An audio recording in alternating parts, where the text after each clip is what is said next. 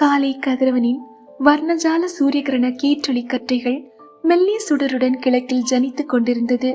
வெள்ளியும் தங்கமும் உருக்கி ஒரு சேர வார்க்கப்பட்ட வெள்ளி ஓடையாய் வானம் கிழக்கில் ஜொலித்துக் கொண்டிருந்தது. ஸ்வேதா குட்டிமா, இந்த உசுப்பலான குரல் ஒலி ஸ்வேதாவை நித்ரா தேவியின் அணைப்பிலிருந்து மெல்ல அசைத்து பார்த்தது. ஸ்வேதாவுக்கு படுக்கை விட்டு எழ மனமே இல்லை. மம்மி, கொஞ்ச நேரம் பிளீஸ், ஜஸ்ட் 5 seconds பிளீஸ் மா. சின்ன செல்ல சினங்களுடன் திரும்பி படுத்தாள். ஜஸ்ட் 5 secondsா? அலாரம் டைம் பீஸ் வாங்கி கீ கொடுத்துட்டு தூங்குறது. அலாரம் அடிச்சதுமே எழுந்து ஆஃப் பண்ணிட்டு தூங்கிட வேண்டியது. என்ன பொண்ணோ, எழுந்துரு ஸ்வேதா, எக்ஸாமுக்கு ப்ரிப்பேர் பண்ணணும் நீயே. அம்மா மறுபடியும் உசுப்பினாள். சமையல் அறையின் குக்கர் சத்தம் அலைப்பொலி கொடுத்தது. வந்து கவனிச்சுக்கிறேன் என்று தனக்குத்தானே சொல்லிக் கொண்டவளாய் லலிதா உள்ளே விரைந்தாள். ஸ்வேதா போர்வையை நன்றாக இழுத்து போர்த்தி கொண்டு கண்களை மூடிக்கொண்டாள். ஸ்வேதா பொத்தென்ற அம்மாவின் அறை ஸ்வேதாவை நிஜ உலகிற்கு இழுத்து வந்து சுருட்டி உட்கார வைத்தது. என்ன மம்மி, நீங்க ஏர்லி மார்னிங் அடிச்சு மூடு ஸ்பாயில் பண்றீங்க. தலையை கோதிவிட்டு கொண்டாள். மணி பார்த்தியா? 7. முதல்ல குடிச்சிட்டு வா, நான் கிளம்பணும், எனக்கு டைம் ஆகுறது. Coffee please. காப்பியா? கழுத்தை திருகிடுவேன். முதல்ல பிரஷ் பண்ணிட்டு ஃபேஸ் வாஷ் பண்ணிட்டாவது வா. குளிக்காமல் கொள்ளாமல் சமையல் கட்டுக்கு எழுந்ததுமே வராதேன்னு உன்னை எத்தனை தரம் சொல்றது? சொல்றவ எக்கேடு கத்தி ஒளியிட்டுன்னு இந்த காதல வாங்கி அந்த காதல விட்டுட வேண்டியது. போ முதல்ல. லலிதா சற்றே கனமான துணியில் பேசி மகளின் கையை பற்றி பாத்ரூமுக்குள் தள்ளி தாள் போட்டு விட்டாள். ஸ்வேதா சென்று பல் துளைக்கி முகம் கழுவி விட்டு தனது அறைக்கு சென்று 2 புத்தகங்களை எடுத்துக்கொண்டு வெளியே வந்தாள். ஹாலில் ராஜசேகர் சோஃபாவில் அமர்ந்து காப்பி குடித்தபடி செய்தித்தாளை படித்துக் கொண்டிருந்தார். குட் மார்னிங் ப்ரொஃபசர் சார் என்று குரல் கேட்டு நிமிர்ந்தவர் புன்னையுடன் வந்து அருகில் அமர்ந்த மகளின் முன் தலையில் கை வைத்து முடியை சிலுப்பி குட் மார்னிங் சுவிக்குட்டி என்று புன்னகைத்தார். அவளது புத்தகங்களை பார்த்தவர், என்னடா இப்பவே எக்ஸாம் ஃபீவரா என்று சிரித்தார். நீங்க வேற, நீங்க கட்டிக்கிட்டது கொஞ்சம் கூட சரியில்லை டாடி. எப்ப பாரு எக்ஸாமுக்கு படி படின்னு உயிரை வாங்குது. பேசாம மாத்திடுங்க டாடி என்று கண்களை சுருக்கி கூறியவள் கலகலவென்று சிரித்தாள். ராஜசேகரும் சிரிப்பை அடக்க முடியாமல் அவளுடன் சேர்ந்து கொண்டார். என்ன அப்பாவும் மகளும் ரகசியம் பேசுறீங்க என்று கேட்டுக்கொண்டே காப்பியை எடுத்துக்கொண்டு வந்தாள் லலிதா. ஒன்னும் இல்ல மம்மி, இன்னைக்கு ஏன் மம்மி இவ்வளவு அழகா இருக்காங்கன்னு டாடி கிட்ட கேட்டுட்டு இருந்தேன். இல்ல டாடி என்று அவசரமாக அவரை பார்த்து கண்ணடிக்க ஆமாம் என்று கூறினார். காலங்காத்தால என்ன 2 பேரும் சேர்ந்து கிண்டல் அடிக்கிறீங்களா? ஸ்வேதா, காப்பி குடிச்சிட்டு முதல்ல படிக்க போ என்று அவள் கைகளில் காப்பி கப்பை திணித்தாள். உடனே ஸ்வேதா ராஜசேகரை ஓரக்கண்ணால் பார்க்க அவரும் பார்க்க இருவரும் புன்னகைத்தனர். ஸ்வேதா வேக வேகமாக காப்பியை குடித்துவிட்டு மம்மி, நான் மாடிக்கு படிக்க போறேன் என்று அவள் பதிலுக்கு காத்திருக்காமல் மாடிக்கு பறந்து விட்டாள். மாடியின் கைப்பிடி சுவரை பிடித்தபடி தனது வீட்டு தோட்டத்தை ரசித்துக் கொண்டிருந்தாள். தோட்டத்தை பராமரிப்பதுதான் அவளது முக்கிய பொழுதுபோக்கு. ரோஜாவின் மீது அலாதி பிரியம் கொண்ட ஸ்வேதா அதை அனைத்து வண்ணங்களிலும் தேடி பிடித்து வாங்கி வளர்த்தாள். பக்கத்து வீட்டு மாடியில் கைப்பிடி சுவரில் கை வைத்தபடி வேடிக்கை பார்த்து கொண்டிருந்த தியாகுவை கண்டது முகம் மலர்ந்தாள். ஹலோ என்று ஸ்வேதா சத்தமாய் அழைத்தாள். அவன் சட்டென்று திரும்பி பார்க்கவும் குட் மார்னிங் என்று நெற்றியில் கை வைத்து கூறி புன்னகைத்தாள். குட் மார்னிங் சுவி என்று பதிலுக்கு புன்னகைத்தவன், என்ன அதிசயம், நீ கூட படிக்கிற என்று நக்கலாக கேட்டான். சும்மா இருங்க தியாகு அண்ணா, மம்மி படுத்துற பாடுதான் தாங்கலன்னா நீங்களும் கிண்டல் பண்றீங்களே என்று முகத்தை திருப்பி கொண்டாள். சரி சரி, ஏன் எது சொன்னாலும் கோச்சுக்கிற? உன்கிட்ட விளையாட்டுக்கு கூட எதுவும் சொல்லக்கூடாதுப்பா என்று நிறுத்தியவன் சிறிது இடைவெளி விட்டு இன்னைக்கு காலேஜ் இருக்கா என்று கேட்டான். என்று முகத்தை சுளித்தபடி கூறினாள். அதுக்கு ஏமா இப்படி முகம் போகுது? ப்ரொஃபசர் பொன்னா நீ, எனக்கு டவுட்டாவே இருக்கு என்று கூறி சிரித்தான். நாம ரொம்ப ஒழுங்கு, காலேஜ் போனப்ப என்னென்ன வேலை பண்ணுனீங்கன்னு எனக்கு தானே தெரியும் என்று பழிப்பு காட்டினாள். சரி, எப்ப ஸ்டடி ஹாலிடேஸ் என்றான். இந்த 3 நாள் தான் காலேஜ், அதுக்கப்புறம் இந்த மந்த் ஃபுல்லா லீவு தானே, எனக்கு ஜாலி. உங்களுக்கு தான் பாவம், எப்பவும் ஆபீஸ்னே கிடக்கணும் என்று பரிதாபமாக கூறுவது போல நடித்துவிட்டு கலக்கலவென்று சிரித்தாள். உன்னை மட்டும் என்னால் புரிஞ்சுக்கவே முடியல சுவி. காலேஜ் போக பிடிக்கலங்கிற, படிக்க பிடிக்கலங்கிற, ஆனா மார்க் மட்டும் ஃபர்ஸ்ட் மார்க் வாங்கிடுற என்று பெருமூச்சுடன் கூறினான். நான் ஸ்வேதாவாக்கும் என்று நைட்டியின் கழுத்து பகுதியை பெருமையுடன் தூக்கி விட்டு கொண்டாள். இந்த பந்தாவுக்கு ஒன்னும் குறைச்சலே இல்ல என்றவன், அச்சுச்சோ உங்கூட பேசிட்டு இருந்தா ஆபீஸ்ல சங்கு ஊதிடுவாங்க. எனக்கு லேட் ஆச்சுப்பா, நான் வரேன், ஒழுங்கா படி, இல்ல சித்திக்கிட்ட போட்டு கொடுத்துடுவேன் என்று போலியாக மிரட்டிவிட்டு கீழிறங்கி சென்று விட்டான். மிரட்டிட்டு போறியா அண்ணா, ஈவினிங் வந்து உன்னை பேசிக்கிறேன் என்று சிரித்து கொண்டவள் லலிதாவின் குரல் கேட்டு என்ன மம்மி என்று கேட்டுக்கொண்டே கீழிறங்கி ஓடினாள். சீக்கிரம் போய் குளி, எனக்கு லேட் ஆகுது, அப்புறம் அப்பா என்ன விட்டுட்டு போயிடுவார் என்று கூறிக்கொண்டே மதிய உணவு டிஃபன் பாக்ஸில் போட்டு வைத்து கொண்டிருந்தாள். ஸ்வேதா அவள் அறைக்கு சென்று உடைகளை எடுத்துக்கொண்டு வேகமாக சென்று குளியல் அறைக்குள் புகுந்தாள். அவசர அவசரமாக குளித்து விட்டு வந்தாள். மணி 8:30 ஆகிவிட்டிருந்தது. அச்சச்சோ, 9 மணிக்கு பஸ் ஸ்டாப்பில் இல்லாமல் போனால் விட்டு போயிடுவாங்களே என்று எண்ணிக்கொண்டு வேகமாக தலைவாரி சடை பின்னி தனது பச்சை வண்ண சுடிதாருக்கு மேட்சாக பச்சை வண்ண பேண்டை போட்டு கொண்டாள். முகத்தில் பவுடர் அடித்து பச்சை வண்ண பொட்டு வைத்துக் கொண்டு புத்தகங்களை தூக்கியபடி வெளியே வந்தாள். அவளது எளிய அவசர மேக்கப்பிலும் தேவதாயாய் ஜொலித்தாள். ஸ்வேதா இயற்கையிலேயே நல்ல நிறம், கரிய பெரிய விழிகளும் கூரான மூக்கும் செதுக்கி வைத்தாற் போல் உதடுகளும் உலகில் தலை சிறந்த சிற்பி ஒருவனால் செதுக்கப்பட்ட உயிர் சிலையாய் தோன்றினாள். எதிரில் வருபவரை ஒரு முறையாவது திரும்பி பார்க்க வைக்கும் அழகு. ஆனால் அழகுக்குள் இருக்கும் ஆபத்தாய் அவளது அடாவடித்தனம். ஸ்வேதா என்றாலே அனைவருக்கும் தலைக்கணம். தான் என்ற அகந்தை, பிடிவாதம், தைரியம் போன்றவற்றின் மொத்த உருவாய் விளங்கும் அழகு தேவதை என்றுதான் தோன்றும். ஆனால் கல்லூரியில் கூட மற்றவர்கள் அவளிடம் பேச பயப்படுவார்கள். லலிதாவும் ராஜசேகரும் அரசு கலை கல்லூரியில் பேராசிரியர்களாக பணிபுரிந்து வந்தனர். அவர்களது காதல் திருமணம் செய்து கொண்டவர்கள். திருமணமாகி 4 வருடங்கள் கழித்து பிறந்ததாலும் ஒரே மகள் என்பதாலும் ஏகப்பட்ட செல்லம் கொடுத்து வளர்த்தனர். அவர்களது செல்லத்தினாலும் அவர்களின் அறிவு இயல்பாகவே அவளுக்கு அமைந்திருந்ததாலும் அவளுக்கு கர்வம் அதிகமாக இருந்தது. ஆனால் எல்லா விஷயத்திலும் சுதந்திரமாய் விடும் லலிதா படிப்பில் மட்டும் கண்டிப்பாக இருந்தாள். அதை மட்டும் ஸ்வேதாவால் ஒன்றும் செய்யவே முடியவில்லை. முன்பெல்லாம் கல்லூரிக்கு செல்வதென்றால் அவளுக்கு விருப்பம்தான். அப்பொழுதெல்லாம் எப்போதாவது தோழிகளுடன் சேர்ந்து வகுப்புகளை கட்டடித்துவிட்டு சினிமாவுக்கு, கடைகளுக்கு என்று செல்வாள்.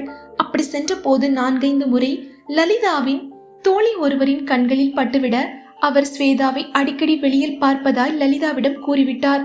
அவளோ அவளை கண்டித்ததுடன் மட்டுமல்லாமல் அவளது கல்லூரி பேராசிரியர் ஒருவரிடம் அவளை கண்காணிக்கவும் சொல்லிவிட்டாள். வந்தது வினை. அவர் அவளை காலேஜ் முடிகிற வரை நகர விடுவதே இல்லை. தனது அறையிலிருந்து வெளியே வந்தவள் ராஜசேகர் தனக்காக டைனிங் டேபிளில் காத்திருப்பது கண்டு அவரை நோக்கி சென்றாள். வா சுவிக்குட்டி, இவ்வளவு நேரமா? சீக்கிரம் சாப்பிட, எங்களுக்கு லேட் ஆகுதுதானே என்றவர் சமையலறை நோக்கி திரும்பி லலி, நீயும் வந்து சாப்பிடு என்று குரல் கொடுத்தார். லலி உள்ளிருந்து சட்னி எடுத்து வந்து டேபிளில் வைத்துவிட்டு தானும் சாப்பிட அமர்ந்தாள். ஸ்வேதா அவசர அவசரமாய் 2 இட்லிகளை விழுங்கிவிட்டு எழுந்தாள். ராஜசேகர், சுவி, இன்னும் 2 இட்லி சாப்பிட்டு விட்டு போ, லேட்டானா நான் வேணா காலேஜ்ல டிராப் பண்ணிட்டு போறேன் என்று அவளை பார்த்து சாப்பிட்டு கொண்டே கூறினார். நோ டாடி, என் ஃப்ரெண்ட்ஸ் வெயிட் பண்ணுவாங்க, நான் அவங்களோட போயிடுறேன், எனக்கு 2 இட்லி போதும், 20 சாப்பிட்ட மாதிரி இருக்கு என்று கூறிக்கொண்டு எழுந்து சென்று கைகளை கழுவினாள். அப்படியே ஃப்ரிட்ஜில் இருந்த 2 டேரி மில்க் சாக்லேட்டுகளை எடுத்து பர்ஸில் போட்டு கொண்டாள். பாய் டாடி, பாய் மம்மி என்று கூறிக்கொண்டே வெளியே வந்தவளை, சுவி, ஏண்டா இப்படி பண்ற, நல்லா சாப்பிட்டு போதான் போயேன் என்று லலிதாவின் குரல் தடுத்து நிறுத்தியது. மம்மி, இப்பவே மணி 8:45, நான் நடந்து போக வேண்டாமா என்று சினுங்கிக் கொண்டே அவள் அருகில் வந்து அவள் கன்னத்தில் முத்தமிட்டு பாய் மம்மி, பாய் டாடி என்று கூறிவிட்டு பேக்கை எடுத்துக்கொண்டு வெளியே ஓடிவிட்டாள். என்று பெருமூச்சு விட்டபடி ராஜசேகர், ரொம்ப செல்லம் கொடுத்துட்டோமோ என்று தோணுது லலி என்றார். அப்படியெல்லாம் ஒன்னும் இல்லைங்க, சுவி பார்க்க விளையாட்டு பெண்ணா தெரிஞ்சாலும் விவரம் ஜாஸ்தி. கண்ட்ரோல் பண்ணினோம்னா எந்த பொண்ணும் ஏமாத்த பார்க்கும், ஃப்ரீயா விட்டாதான் தானா எல்லாத்தையும் புரிஞ்சுக்கும் என்றவள் கடிகாரத்தை பார்த்துவிட்டு அச்சச்சோ நேரமாச்சு, வாங்க போகலாம் என்று இருவரது பேக்குகளையும் எடுத்துக்கொண்டு வெளியே வர, அதற்கு முன் வெளியில் வந்த ராஜசேகர் காரை ஷெட்டிலிருந்து எடுத்துக்கொண்டு வந்தார். லலிதா வீட்டை பூட்டிவிட்டு சென்று காரில் ஏறி அமர்ந்து கொள்ள கார் புறப்பட்டது. ஸ்வேதா தனது பேக்கை தோளில் மாட்டிக்கொண்டு ஜாலியாக நடந்து வந்தாள். அம்மா செய்து வைத்திருந்த தும்பை பூ போன்ற இட்லிகளே ஞாபகத்துக்கு வர, பேசாமல் சாப்பிட்டு விட்டே வந்திருக்கலாம் என்று நினைத்து கொண்டாள். மீண்டும் பசிப்பது போல் தோன்றவே தனது பேக்கில் எடுத்து வைத்திருந்த சாக்லேட் ஒன்றை பிரித்து சாப்பிட்டு கொண்டே வந்தாள். சாதாரணமாக நடந்து வந்தவள் மெயின் ரோட்டுக்கு வந்ததும் உஷாரானாள். அப்படியே திரும்பி யாரையோ தேடுவது போல பார்த்தாள். அங்கே ஒருவன் நின்று கொண்டு இவளைப் போலவே யாரையோ தேடுவது போல பாவலா செய்து கொண்டிருந்தான். அவள் உள்ளுக்குள் சிரித்துக் கொண்டே திரும்பி வேகமாக நடந்தாள். அப்படியே ஓரக்கண்ணால் அவனின் நோட்டம் விட்டபடியே சென்றாள். அவனும் அவள் பின்னாலேயே அவளது வேகத்திலேயே நடந்தான். திடீரென்று அவள் மெதுவாக நடந்தாள். அவனும் உடனே வேகத்தை குறைத்து மெதுவாக நடந்தான். இப்படியே அவனுக்கு போக்கு காட்டிக்கொண்டே நடந்து வர பஸ் ஸ்டாப் வந்து விட்டது. அங்கு அவளது தோழிகள் அருணாவும் மீனாவும் நின்று கொண்டிருந்தனர். ஹாய் என்று சத்தமாக கூறியபடி அவர்கள் அருகில் சென்றால், ஏண்டி இவ்வளவு லேட்டு, சீக்கிரம் வா என்றவர் தள்ளி நின்று கொண்டிருந்தவனை பார்த்து, என்னடி பார்ட்டி இன்னைக்கும் வந்துடுச்சா என்று அவளிடம் ரகசியமாக கேட்டனர். டெய்லி மாதிரிதான் என்று அவனை திரும்பி பார்த்தாள். அதுவரை அவளையே பார்த்து கொண்டிருந்தவன் சட்டென்று திரும்பி கொண்டான். நானும் பார்க்கிறேன், செகண்ட் செமஸ்டர்ல இருந்து உன்னை தினமும் ஃபாலோ பண்றான். 1 வருஷம் ஆச்சு, இன்னும் வந்து பேசவே மாட்டேங்கிறான். எனக்கே போர் அடிக்குதுடி உன் கதை என்று நக்கலாக கூறினாள் மீனா. இந்த 3 நாள் தான் காலேஜ், அதுக்கப்புறம் ஐயா உன்னை எப்படி பார்ப்பார்னு நாங்களும் பார்க்கிறோம் என்று சவால் விடுவது போல அருணா சொன்னாள். சும்மா இருங்கடி, இந்த செமல நான் கட்டடிச்சுட்டு சுத்த போறது இதுதான் கடைசி நாள். இன்னைக்கு செலவை அவன் தலையில் கட்டிட்டு அப்படியே கட்டு பண்ணிடலாமா என்று அவர்களை பார்த்து புருவம் சுருக்கி கேட்டாள் ஸ்வேதா. பாவம்டி, செலவு வச்சிடாத என்று பாவதமாய் கூறினாள் மீனா. சும்மா இருங்கடி, பார்க்க எவ்வளவு டீசெண்டா இருக்கான், ஆனா பண்றதெல்லாம் சில்லித்தனம். பார்த்தா ஆள் கன் பார்ட்டியா தான் இருப்பான் போல. இத்தனை நாள் பின்னாடி சுத்தி சைட் அடிச்சான் தானே, செலவு செய்யட்டும் என்று கூறிவிட்டு அவன் அருகில் சென்றாள். அவளை பார்த்ததும் அவன் எங்கோ பார்ப்பது போல நின்றான். ஹலோ மிஸ்டர் அழைத்தாள் ஸ்வேதா. தன்னை தான் அழைக்கிறாள் என்று தெரிந்ததும் தடுமாறியபடி அவளை திரும்பினான். என்ன மிஸ் என்று திணறினான். உங்க கூட கொஞ்சம் பர்சனலா பேசணும் என்றாள் அதிகாரமாக. சொல்லுங்க என்று வியர்த்தான். இப்ப அல்ல என்று அவன் பாணியிலே கூறியவள், நாங்க 2 மணிக்கு இங்க பக்கத்துல இருக்கிற கார்டன் ரெஸ்டாரண்ட்டுக்கு வந்துடுறோம், நீங்க வெளியிலே வெயிட் பண்றீங்களா என்று கேட்டாள். ஓ ஷுவர் என்று வேகமாக கூறினான். அவனை பார்த்து புன்னகைத்து விட்டு தன் தோழிகளிடம் திரும்பி வந்தாள். என்னடி சக்சஸா என்றனர் இருவரும் கோரஸாக. நான் ஸ்வேதாவாக்கும், சக்சஸ் ஆகாம இருக்குமா என்ன என்று கர்வமாக கூறியவள் பஸ் வருவதை பார்த்ததும், ஏய் வாங்கடி, இதை மிஸ் பண்ணிட்டா அப்புறம் டிக்கெட் கிடைக்காது என்று அவர்களை இழுத்து கொண்டு ஏறினாள். மூவரும் பஸ்ஸில் ஏறி சீட் பிடித்து அமர்ந்தனர். ஸ்வேதா ஜன்னல் ஓரமாய் அமர்ந்து கொண்டாள். என்னடி இவ்வளவு தைரியமா வர? லக்ஷ்மி மேம் உங்க மம்மி கிட்ட சொல்லி வைக்க போறாங்க பாரு என்றாள் மீனா. அதெல்லாம் நான் அட்ஜஸ்ட் பண்ணிக்குவேண்டி என்று வெளியில் வேடிக்கை பார்த்து கொண்டே வந்தாள். பஸ் ஒரு சிக்னலில் நிற்க எதேச்சையாய் தலையை திருப்பியவள் பஸ்ஸுக்கு அருகில் யமகாவில் அமர்ந்து கொண்டு தலையை ஸ்டைலாக கோதி விட்டவனை பார்த்து விழிகளை விரித்தாள். ஹே வாட் அ கியூட் கை என்று எண்ணிக்கொண்டே அவன் முகத்தை தன் மன கேமராவில் படம் பிடித்துக் கொண்டிருந்தாள். அவனோ தனது கை கடிகாரத்தில் மணி பார்த்துவிட்டு இன்னும் சிக்னல் கிடைக்காமல் இருக்க முகம் சுளித்தான். அது கூட அவளுக்கு அழகாக தோன்றியது. உடனே சிக்னல் விழ பஸ் கிளம்பி விட்டது. அதற்கு முன் அவன் பறந்து விட்டான். சே, ஹீரோவை மிஸ் பண்ணிட்டேனே என்று ஏமாற்றத்துடன் திரும்பியவள், அட ஆண்களை பார்த்தாலே பயங்கரமா ஓட்டணும்னு மட்டும்தானே நினைக்கிற நானா சைட் அடிக்கிறேன் என்று தலையை சிலுப்பிக் கொண்டாள். அவர்கள் இறங்க வேண்டிய இடம் வந்ததும் மூவரும் இறங்கினர். அருகில் இருந்த சீமா தியேட்டரை நோக்கி நடக்கத் தொடங்கினர். மீனாவும் அருணாவும் பேசியபடியே வந்தனர். ஸ்வேதா அமைதியாக வருவதை கண்டவர்கள், என்னடி ஸ்வேதா இவ்வளவு அமைதியா வர, எப்ப வாயை திறக்கலாம்னு நல்ல நேரம் பார்த்துட்டு வந்திருக்கியா என்று கிண்டல் அடித்தாள் மீனா. அதெல்லாம் ஒண்ணுலடி, சரி சீக்கிரம் வா, படம் போட்டுட போறாங்க என்று அவர்களை அழைத்து கொண்டு வேகமாக நடந்தாள். அவர்கள் சென்ற படம் வந்து ரொம்ப நாள் ஆனதால் கூட்டம் அவ்வளவாக இல்லை. அவர்களுக்கு டிக்கெட் சுலபமாக கிடைத்தது. பால்கனி டிக்கெட் வாங்கி கொண்டு சென்று அமர்ந்தனர். பால்கனியில் ஆங்கெங்கே ஓரிருவர் மட்டுமே காணப்பட்டனர். படம் பார்த்து கொண்டிருக்கும் போது ஸ்வேதாவுக்கு பசித்ததால் டிஃபன் பாக்ஸை எடுத்து வைத்து ஸ்பூனால் சாப்பிட்டபடியே படம் பார்த்தாள். படம் முடிந்ததும் மூவரும் கிளம்பினர். ஸ்வேதா மணி பார்த்தாள். 1:30 ஆகியிருந்தது. இப்பொழுதே கிளம்பினால்தான் சரியாக இருக்கும் என்று எண்ணியபடி பஸ் ஏறினர். எங்கேயும் பஸ் சிக்னலில் நின்றால் காலையில் பார்த்தவன் கண்களில் படுகிறானா என்று ஸ்வேதா துளாவினாள். காணாமல் போகவே ஏமாற்றமானாள். 1/4 மணி நேரத்தில் அவர்கள் இறங்க வேண்டிய இடம் வந்துவிட்டது. இறங்கியவர்கள் அருகில் இருந்த கார்டன் ரெஸ்டாரண்டை நோக்கி நடந்தனர். வெளியில் அவன் கை கடிகாரத்தில் மணி பார்த்து கொண்டு முள் மேல் நிற்பவன் போல் அவஸ்தையாய் நின்று கொண்டிருந்தான். என்னடி 2 மணிக்கு வர சொன்னா 1:45க்கே வந்து நிற்கிறான்? ஒருவேளை சின்சியர் லவ்வோ? பாவம்டி ஸ்வேதா, ஏமாத்திடாத என்று வருத்தம் கலந்த குரலில் அருணா கூறினாள். இந்த கண்டவுடன் காதல் கத்திரிக்காங்கிறது எல்லாம் சுத்த பேத்தல்டி. எனக்கு இதெல்லாம் கொஞ்சம் கூட நம்பிக்கை இல்லை என்றவள், வா இங்கேயே இருப்போம், 2 மணிக்கெல்லாம் போகலாம் என்று அவர்கள் இருவரையும் அழைத்து கொண்டு அருகில் இருந்த கடைக்குள் நுழைந்தாள். மூவரும் அவனை நோட்டமிட்டபடியே இருந்தனர். அவனும் அழகாக தான் இருந்தான். நல்ல உயரம், நல்ல நிறம், முக அமைப்பும் நன்றாகவே இருந்தது. ஆனால் ஏனோ ஸ்வேதாவுக்கு பிடிக்கவில்லை. அவளை பொறுத்தவரையில் ஆண் என்பவன் பெண் பின்னால் அலையக்கூடாது. அதுவும் தைரியம் இல்லாமல் கோழையாக இருந்தால் அவளுக்கு சுத்தமாக பிடிக்காது. இந்த 2 விஷயத்தாலும் அவள் மதிப்பிலிருந்து அறிமுகமாகும் முன்னரே அவன் இறங்கி போனான். மணி 2ஐ தாண்டிய பிறகு அவனை பதற்றத்துடன் காத்து நிற்க வைத்துவிட்டு அவர்கள் ரெஸ்டாரண்ட்டுக்கு சென்றனர். அவர்களை பார்த்ததும் அவன் புன்னகைத்தான். ரொம்ப நேரமா வெயிட் பண்றீங்களா என்று ஒன்றும் தெரியாதது போல் ஆச்சரியமாக கேட்டாள் ஸ்வேதா. இல்ல, ஜஸ்ட் இப்பதான் வந்தேன் என்று அவசரமாக கூறினான். எடுத்த எடுப்பிலேயே அப்பட்டமான பொய். தன்னை முன்பே பார்த்திருப்பார்களோ என்று யோசிக்காமல் கூட பொய் சொல்கிறானே என்று ஸ்வேதா நினைத்து கொண்டாள். தோழிகள் இருவரும் கமுக்கமாக சிரித்து கொண்டனர். சரி, எங்களுக்கு ரொம்ப பசிக்குது, சாப்பிட்டு விட்டு அப்புறம் பேசலாமே என்று அவனிடம் கேட்டாள். ஓ எஸ், தாராளமாக போகலாமே என்றபடியே உள்ளே நுழைந்தான். அவன் பின்னாலே மூவரும் சென்றனர். அவன் அருகில் ஓடி சென்று, என் ஃப்ரெண்ட்ஸ் கூட வரதுக்கு உங்களுக்கு ஒன்றும் அப்ஜெக்ஷன் இல்லையே என்று கேட்டாள். நோ நோ என்று அவசரமாக மறுத்தான். நால்வரும் சென்று ஒரு டேபிளில் அமர்ந்தனர். நாங்க வேணா பக்கத்து டேபிளில் உட்கார்ந்துக்கவா ஸ்வேதா என்று மீனா கேட்க, ஏன் இங்க இருக்கிற சேர்ஸ் எதுவும் நல்லா இல்லையா என்று புன்னகைத்தாள். இல்லடி என்று அவர்கள் இழுக்க, என்ன இல்லடி, பேரர் வரார், ஆர்டர் பண்ணுங்க என்று கூறிவிட்டு அவனிடம் திரும்பினாள். உங்களுக்கு என்ன ஆர்டர் பண்றது என்றாள். உங்களுக்கு எது ஓகேவோ அதையே எனக்கும் ஆர்டர் பண்ணுங்க என்றான். நல்ல காஸ்ட்லி ஐட்டங்களாக நால்வரும் ஆர்டர் செய்தாள். சாரி, உங்க பேர் கூட நாங்க கேட்கல மிஸ்டர் என்று இழுத்தாள். ஆனந்த் என்றான். ஓ நைஸ் நேம் என்றாள். உங்க நேம் கூட சோ ஸ்வீட் என்று வழிந்தான். இஸ் இட் என்றவள் கலகலவென்று சிரித்தாள். அதற்குள் அவர்கள் ஆர்டர் பண்ணின ஐட்டங்கள் எல்லாம் வரவே சாப்பிட ஆரம்பித்தனர்.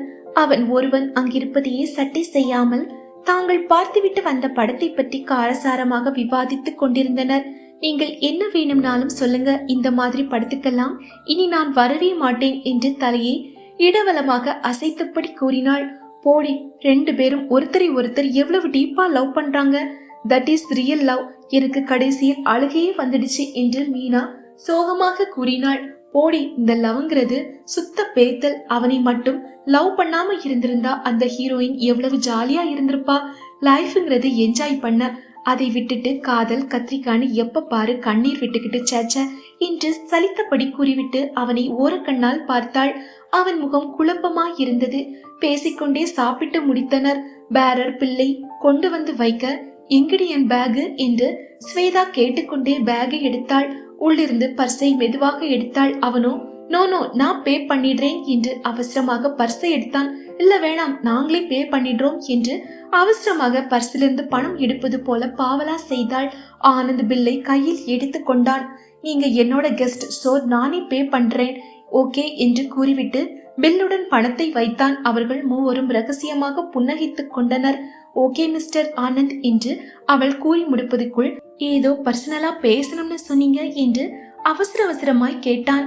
இங்கேயா பேசுறது, பார்க்குக்கு போயிடலாமே என்று தலையை சாய்த்து கூறினாள். ஓ தாராளமா போலாம் என்று கூறிவிட்டு அவர்களுடன் நடந்தான். நால்வரும் பார்க்குக்கு சென்றனர்.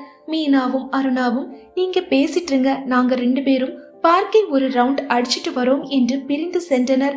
அப்படியே புல்தரையில் உட்கார்ந்தாள். அவன் சற்று இடைவெளி விட்டு அவர்களுக்கு எதிரில் அமர்ந்து கொண்டான். சொல்லுங்க மிஸ்டர் ஆனந்த், எங்க தங்கியிருக்கீங்க என்று ஆரம்பித்தாள். டி நகர்ல ஒரு மேன்ஷன்ல தங்கியிருக்கேன் என்றான். உங்க நேட்டிவ் மதுரை. இங்க ஒர்க் பண்ண வந்திருக்கீங்களா? ஆமாம். என்னவா ஒர்க் பண்றீங்க? பாரத் கெமிக்கல்ல கெமிக்கல் இன்ஜினியர். ஓ இன்ஜினியர் என்று புருவம் உயர்த்தினாள். ஆமா, நீங்க டெய்லி வேலைக்கு போவீங்களா இல்லையா என்று தொடர்ந்தாள். ஏன் கேக்குறீங்க என்று ஆச்சரியமாக கேட்டான். இல்ல, டெய்லியும் காலையும் சாயந்தரமும் என் பின்னாடியே ஃபாலோ பண்றீங்களே, அதுதான் கேட்டேன் என்றாள் நக்கலாக. அவன் பதில் சொல்ல தெரியாமல் நெளிந்தான். சொல்லுங்க மிஸ்டர், என்ன விஷயம் என்று சீரியஸாய் கேட்பது போல் முகத்தை வைத்து கொண்டாள். அது என்று தயங்கினான். இந்த மாதிரி தைரியம் இல்லாம இருந்தா எனக்கு பிடிக்காது. பட்டுன்னு விஷயத்துக்கு வாங்க என்றாள் வேகமாக. நான் உங்களை சீரியஸா லவ் பண்றேன் என்று கூறி தலையை குனிந்து கொண்டான். ஒரு வினாடி அவனையே உற்றி பார்த்துவிட்டு கலகலவென்று சிரித்தாள். ஏன் சிரிக்கிறீங்க? நான் 1 இயரா உங்களையே நினைச்சு உருகிட்டு இருக்கேன் தெரியுமா என்று பரிதாபமாய் கூறினான். ஆனந்த், உங்க சம்பளம் எவ்வளவு என்று சிரித்தபடியே கேட்டாள். ஏன், சம்பளம் எவ்வளவுன்னு தெரிஞ்சாதான் லவ் பண்ணுவீங்களா என்றான் பதிலுக்கு. இல்ல, ஃபியூச்சர் பிளானுக்காக தான் கேட்டேன், சொல்லுங்க. 12,000 என்று பெருமையுடன் கூறினான். 12,000 என்று புருவம் உயர்த்தி கேட்டவள், மந்த்லி 5,000 எனக்கு சாரி ஜுவல்ஸ் சரியா போயிடும். 5,000 எனக்கு பாக்கெட் மணிக்கே பத்தாது, இருந்தாலும் அட்ஜஸ்ட் பண்ணிக்கிறேன். மீத 2,000த்துல எப்படி குடும்பம் நடத்துறது என்று அப்பாவியாய் கேட்க அவன் உண்மையில் திணறிதான் போனான். லவ்ங்கிறது ஆளை பார்த்தோ சேலரிய பார்த்தோ வரதில்ல என்று முகத்தை இறுக்கமாக வைத்துக்கொண்டு சொன்னான். அப்படியா? அப்புறம் நீங்க எப்படி சார் என்ன லவ் பண்றீங்க? என்னை பத்தி முழுசா புரிஞ்சுக்கிட்டா என்று ஏளனமாக புன்னகைத்து கொண்டே கேட்டாள். அவனுக்கு என்ன பதில் சொல்வதென்றே புரியவில்லை. மௌனமாக தலையை குனிந்து கொண்டான். சொல்லுங்க, என்னை பத்தி உங்களுக்கு என்ன தெரியும்? இப்பொழுது சீரியஸாகவே கேட்டாள். அவன் பதில் பேசாது போகவே, என்னை பத்தி என்னதான் தெரிஞ்சு வச்சிருக்கீங்க, சொல்லுங்க சீக்கிரம் என்று அவசரப்படுத்தினாள். நீங்க BSc computer science 2nd year படிக்கிறீங்க என்றான் மெதுவாக. என்றபடி அவனை கவனித்தாள். உங்க அம்மா லலிதாவும் அப்பா ராஜசேகரும் கவர்மெண்ட் ஆர்ட்ஸ் காலேஜ்ல ப்ரொஃபஸரா இருக்காங்க. உங்க வீடு வேளச்சேரியில இருக்கு. நீங்க ஒரே பொண்ணு என்று கூறிவிட்டு மௌனமாய் அவள் முகத்தை ஏறிட்டான். அவ்வளவுதானா என்றாள் இகழ்ச்சியுடன். என்றான் அமைதியாக. அட்லீஸ்ட் எனக்கு என்ன டேஸ்ட் பிடிக்கும்னு கூட உங்களுக்கு தெரியாது. உங்களை எப்படி நான் கல்யாணம் பண்ணிக்கிறது என்று கேட்டவளை பரிதாபமாய் பார்த்தான். இதோ பாருங்க மிஸ்டர் ஆனந்த், இந்த கண்டவுடன் காதல் உருகிறது வலிகிறதெல்லாம் எனக்கு சுத்தம் பிடிக்காது. என்னை பொறுத்த வரைக்கும் நல்லா புரிஞ்சுக்கிட்டு அப்புறம் வர நேசம் இருக்குது பாருங்க, அதுதான் ரியல் லவ். உண்மையை சொல்ல போனா என்னோட அப்பியரன்ஸ் பிடிச்சுதான் இந்த 1 வருஷமா என் பின்னாடி வந்தீங்க. இன்னும் ஒரு 10 வருஷம் கழிச்சு என் அழகெல்லாம் போயிடும், உங்க லவ் போயிடும் இல்லையா என்று கேட்டாள். இல்லை, அப்படியெல்லாம் இல்லை என்றவனை இடம் மறித்தாள். இதுவரை நடந்ததை மறந்துடுறேன். இனிமேல் இந்த காதல் ஊதல் பேத்தலை எல்லாம் விட்டுட்டு ஒழுங்கா வேலைக்கு போங்க. ரோடு ரோமியோ கணக்கா பின்னாடியே சுத்தாம கௌரவமான இன்ஜினியர் அந்தஸ்துக்கு ஏத்த மாதிரி நடந்துக்குங்க. வெறும் வார்னிங்கோட விட்டுடுறேன், ஓகே? போய் வாங்க. அவன் பதிலுக்கு காத்திருக்காத ஸ்வேதா அருணாவும் மீனாவும் உட்கார்ந்திருந்த இடத்துக்கு சென்று அவர்களை அழைத்து கொண்டு சென்றாள். மணி 3 ஆகியிருந்தது. சரி, வீட்டுக்கு போகலாம் என்று மூவரும் கிளம்பி சென்று பஸ் ஸ்டாப் வந்ததும் மூவரும் பிரிந்து சென்றனர். அம்மாவும் அப்பாவும் 4:30க்கு தான் வருவாங்க. அது வரைக்கும் என்ன பண்றது என்று யோசித்துக் கொண்டே நடந்தவள், அட தியாகண்ணா வீட்டுக்கு போகலாம் என்று எண்ணிக்கொண்டே சென்றாள். தியாகுவின் வீடு ஸ்வேதாவின் வீட்டை ஒட்டியே இருந்தது. தியாகுவின் தந்தையும் ஸ்வேதாவின் பெற்றோரும் ஒரே கல்லூரியில் பணியில் இருந்ததால் இரு வீட்டினரும் நெருங்கி பழகினர். ஸ்வேதாவை விட 4 வயது பெரியவனான தியாகு சிறு வயதிலிருந்தே அவளை தங்கையாக தான் எண்ணி வந்தான். அவளும் விவரம் தெரிந்த நாளிலிருந்தே தியாகுவை அண்ணன் என்றும் அவன் பெற்றோரை பெரியம்மா பெரியப்பா என்று நினைத்து கொண்டிருந்தாள். விடுமுறை என்று வந்துவிட்டாலே ஸ்வேதாவையும் தியாகுவையும் தன்னந்தனியே பார்க்க முடியாது. ஸ்வேதாவின் பெற்றோர் இருவருமே வேலையில் இருப்பதால் அவளுக்கு தனியே இருக்க பிடிக்காமல் எப்பொழுதும் தியாகு வீட்டிலேயே இருப்பாள். நேராக தியாகு வீட்டுக்கு வந்தவள் வீட்டுக்கு முன்னால் புதிதாய் ஒரு ஸ்பிளெண்டர் பைக் நிற்பதை கண்டவுடன் ஆச்சரியத்துடன் யார் வந்திருப்பார்கள் என்று யோசித்துக் கொண்டே உள்ளே நுழைந்தாள். அங்கே சோஃபாவில் உட்கார்ந்து செய்தித்தாள் புரட்டி கொண்டிருந்தவனை பார்த்து ஆச்சரியத்தில் சிலையானாள். அட, நம்ம ஹீரோ என்று நினைத்து கொண்டே உள்ளே சென்றாள். யாரோ உள்ளே நுழையும் சப்தம் கேட்கவே தலையில் நிமிர்ந்தவன் ஆச்சரியத்தை கண்களில் தேக்கிக் கொண்டு நடந்து வருபவளை பார்த்து யார் வேணும் என்று கேட்டான். அவன் குரலை கேட்டவள், ஆள்தான் அழகுன, குரல் அதைவிட கம்பீரமா அழகா இருக்கே என்று எண்ணியபடி தலையை சிலுப்பிக் கொண்டவள், தியாகண்ணா எங்க என்று மெல்ல கேட்டாள். தியாகு கிச்சன்ல இருக்கான் என்று அவன் சொல்லி முடிப்பதற்குள் கிச்சனுக்குள் ஓடினாள். அங்கு தியாகு ஃபில்டரில் டிகாஷன் இறக்கி கொண்டிருந்தான். தியாகண்ணா என்றபடி அவன் அருகில் சென்றவள், வெளியே உட்கார்ந்திருக்கிறது ரிலேட்டிவ் தானே என்று ரகசியம் கூறுவது போல மெதுவாக கேட்டாள். அவன் என்னோட கொலிக் என்றான். அவரும் கம்ப்யூட்டர் இன்ஜினியரா அண்ணா என்று அவளோடு கேட்டாள். சென்னைக்கு வந்து 2 மாசம்தான் ஆகுது. இதுக்கு முன்னாடி திருச்சியில் ஒர்க் பண்ணினான் என்றபடி பொங்கி வந்த பாலை அடுப்பிலிருந்து இறக்கினான். சரி சரி, ஸ்ட்ராங்கா காப்பி போட்டு எடுத்துட்டு வா பிரதர், நான் போய் பேசிட்டு இருக்கேன் என்று அதிகார தோரணையில் கூறிக்கொண்டே வெளியில் வந்தாள். அவன் ஷோகேஸில் இருந்த பொம்மைகளை பார்த்து கொண்டு நின்றிருந்தான். அவன் அருகில் சென்று, எப்படி எல்லாம் சூப்பரா என்றாள். சட்டென்று திரும்பியவன் ஆச்சரியத்தில் புருவம் உயர்த்தி அவளை பார்த்து புன்னகைத்தான். பொம்மையை கேட்டேன் என்று அவசரமாக பதிலளித்தாள். சத்தமாய் சிரித்தவன் சூப்பரோ சூப்பர் என்றான். அவள் தலையை உயர்த்தி பார்க்க பொம்மையை சொன்னேன் என்று மெதுவாக கூறினான். வெட்கத்தில் அவளுக்கு முகம் சிவந்தது. ச, என்ன இது மடத்தனம் என்று எண்ணியபடி திரும்பி சென்று சோஃபாவில் அமர்ந்து கொண்டாள். அவனும் திரும்பி சென்று அவள் எதிரில் அமர்ந்தான். என்ன அமைதியாவே இருக்கீங்க என்றான். அவள் புன்னகைத்து ஐ ஆம் ஸ்வேதா ராஜசேகர் என்று கையை நீட்டினாள். நைஸ் நேம், ஐ ஆம் மகேஷ் என்று அவள் கையை பற்றி குலுக்கினான். அவளுக்குள் லட்சம் பூக்கள் பூத்தன. தேங்க்யூ என்று கூறிவிட்டு கையை விடுவித்துக் கொண்டாள். அவளால் அங்கே உட்கார்ந்திருக்க முடியவில்லை. பேசாமல் தியாகு அண்ணாவிடம் சென்று விடலாமா என்று யோசித்துக் கொண்டிருக்கும் போதே தியாகு காப்பி ட்ரேயுடன் வெளியில் வந்தான். இருவருக்கும் காப்பி கொடுத்துவிட்டு தானும் ஒரு காப்பியை எடுத்துக்கொண்டு சோஃபாவில் அமர்ந்தான். என்ன மகேஷ், சுவி அறுத்தெடுத்துட்டாளா என்று மகேஷை பார்த்து சிரித்து கொண்டே கேட்டான் தியாகு. சுவி என்று புறம் சுருக்கியவன் பின் அவளை பார்த்துவிட்டு புரிந்து கொண்டவன் போல சோ ஸ்வீட் என்று முணுமுணுத்து அவள் காதில் தெளிவாக விழுந்தது. என்ன சுவி, அதுக்குள்ள காலேஜ் முடிச்சிடுச்சா என்று தியாகு கேட்டான். இல்ல, இன்னைக்கு கட் என்றாள். பாரு, சித்திக்கிட்ட நல்லா வாங்க போற என்று கிண்டல் அடித்தவன் சரி எங்கெங்க இன்னைக்கு கலக்கின என்று கூறி சிரித்தவனை ஸ்வேதா முறைத்தாள். சரி சரி முறைக்காத, எங்கெங்க சுத்தின என்றான். சினிமாவுக்கு போனேன் என்றாள். அவளுக்கு என்ன, எப்ப பாரு சண்டை படம் பேய் படம், இது மாதிரி பார்க்க வேண்டியது. அநேகமாக இன்னைக்கு மின்னல் மனிதர்கள் போயிருப்பா. என்ன சுவி, நான் சொல்றது கரெக்ட் தானே என்று கேட்டான். சரி, என்ன சப்ஜெக்ட் என்று தொடர்ந்தான் மகேஷ். லவ் சப்ஜெக்ட் என்று மெல்ல கூறினாள். ஹே, ஆச்சரியமா இருக்கே, நீயா சுவி போனது? என்னால நம்பவே முடியலையே. தியாகு ஆச்சரியப்பட்டான். ஃப்ரெண்ட்ஸ் கம்பல் பண்ணினாங்க, கூப்பிட்டாங்க, அதுதான் போனேன் என்றாள். படம் எப்படி, உங்களுக்கு பிடிச்சிருந்தா? மகேஷ் கேட்டான். என்று தலையை ஆட்டியவளை பார்த்து ஏன் என்று புருவம் சுருக்கினான். ஓவரா டயலாக் விட்டுட்டு உருகி வழிஞ்சா எல்லாம் எனக்கு பிடிக்காது, பி பிராக்டிக்கல், அவ்வளவுதான் என்று உதட்டை சுளித்தாள். அதை கேட்டு புன்னகைத்த மகேஷிடம் இவகிட்ட 2 நாள் இல்ல 2 மணி நேரம் பேசிக்கிட்டு இருந்தா நீ அவ்வளவுதான் டுமில் என்று தியாகு சொல்லிக்கொண்டே சிரித்து முடிப்பதற்குள் முதுகில் சப்பென்று 2 அடி விழுந்தன. பாரு, உன்னை பெரியம்மா கிட்ட சொல்றேன் என்று சினிங்கியவள் சட்டென்று ஞாபகம் வந்தவளாய் ஆமாம் பெரியம்மா எங்கே என்று கேட்டாள்.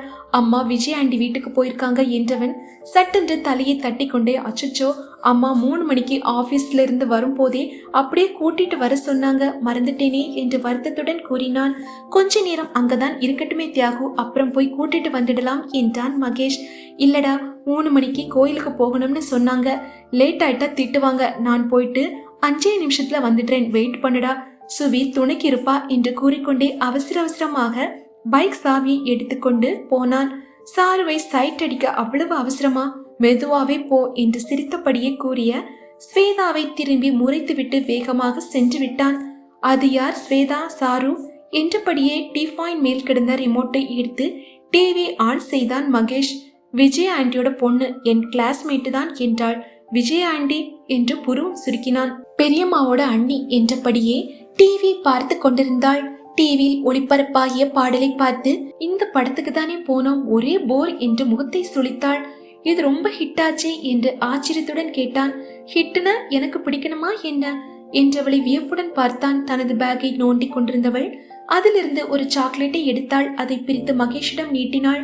மகேஷ் கொஞ்சம் எடுத்துக்கொண்டு தியாகு ஸ்வீட்ஸ் காரமெல்லாம் எங்கே எடுத்து வச்சுட்டு போயிருக்கான், நீ பாட்டுக்கு என்றவன் ஏதோ நினைத்தவனாய் சாரி, நீங்க பாட்டுக்கு சாக்லேட் சாப்பிட்றீங்க என்று கேட்டான். மீதமிருந்த சாக்லேட்டை சாப்பிட்டபடியே பரவாயில்ல, நீனே கூப்பிடுங்க, பர்மிஷன் கிராண்டட் என்றவளை ஆச்சரியமாக பார்த்தான்.